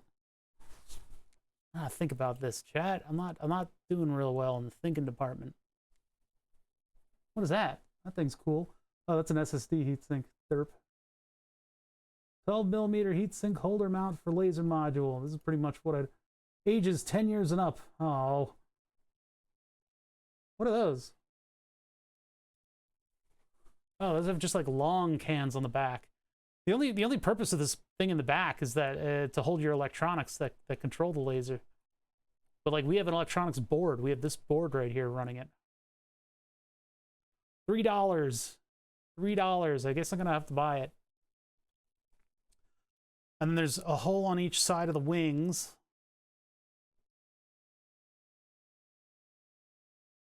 Because what I was thinking is that I take that end and I take an end mill and I plunge the end mill so that it contacts the main chamber. And so I can put the barbed fittings in those two, and it'll be those two holes going down almost all the way.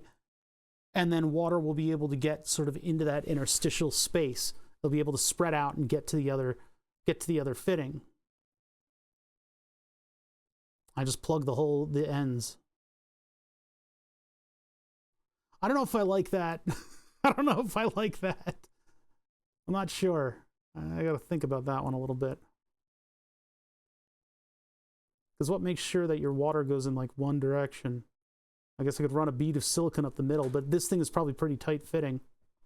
Then of course that screw hole is going to leak too. There's no mechanical stability for the whole thing. Because it's just your laser's being held up by two like rubber O-rings at that point. Then again, if I found one that was big enough so that I could squish it in there with some rubber O-rings, I could bore that out and then put O-rings on either end, and then we'd essentially just be making a like. Oh, but then I wouldn't be able to do the contact, the nipples. I'd have to drill two holes separate on either side, and then like punch them through in areas. Hardware nightmare to a software solution. The 3D print worked better. It wouldn't have been such a situation. I don't think I trust myself with the machining though. All right, here's what's going to happen. I'm going to wait for the copper tube to get in. Copper tube comes in. I'll see if I can bend it. When that fails, we'll take copper material from over there. I'm looking at it right now. Got a bunch of copper material over there, and we can make a little bracket that will allow us to put a grub screw on the other side of the module and press it up against the Raspberry Pi heatsink, and then also provide us with a mount where a 3D print will be able to hold that thing up. I think that's the idea. Just make it have a... Why when we can do this? This is... I don't think you guys get that this is the point of my stream, is that we are coming up with these solutions. We're not... all these problems aren't just solved. You know, we come up with the solutions. So just having like a defeatist, like, you know, just do this. It's like, yeah, I could just do that, but then the stream would fucking suck, right? Right? You get it? Do you get it now? All right. You guys have been great today. Yeah, just give up. Just go home. You guys have been great today. I'm gonna come back. When am I coming back? On Thursday, and I'll probably be like, my body will have been broken, but I'm going to see if I'm kind of out of time with the car, so yeah, I've got to do that tomorrow. So tomorrow I'm going to be rolling around under my car to finally get the brakes like settled. I know the procedure that I need to do. I know exactly what I need to do. I have a new battery in it, so I should be able to get everything done, and I have the parts. So I'm gonna do that. When that tube comes in, we'll have a couple things to try. I have a good idea of how to use the Raspberry Pi heatsink with some machined copper to make kind of like a cool like bracket thing out of this. We'll have to come up with solutions for that. Maybe we'll work on that on Thursday, and I guess I'll just see you guys then. yeah, until then, be excellent to one another and all that fun stuff. And I will catch you guys same time, same channel on Twitch. See about doing a little bit. The machining is going to be kind of tough, isn't it? I might be able to get it done pretty easily.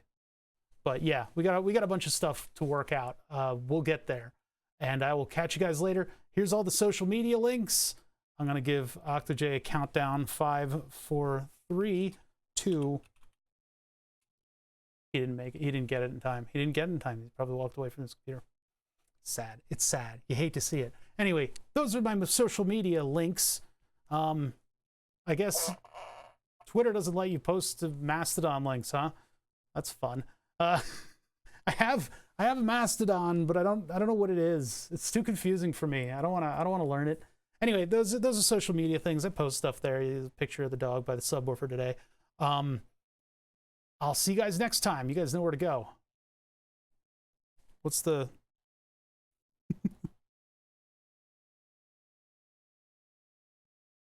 It's not frozen. I'm just frozen and looking for this scene right here. Man, I'm trying to get my brain working. Okay? I'll catch you guys later. No, that was...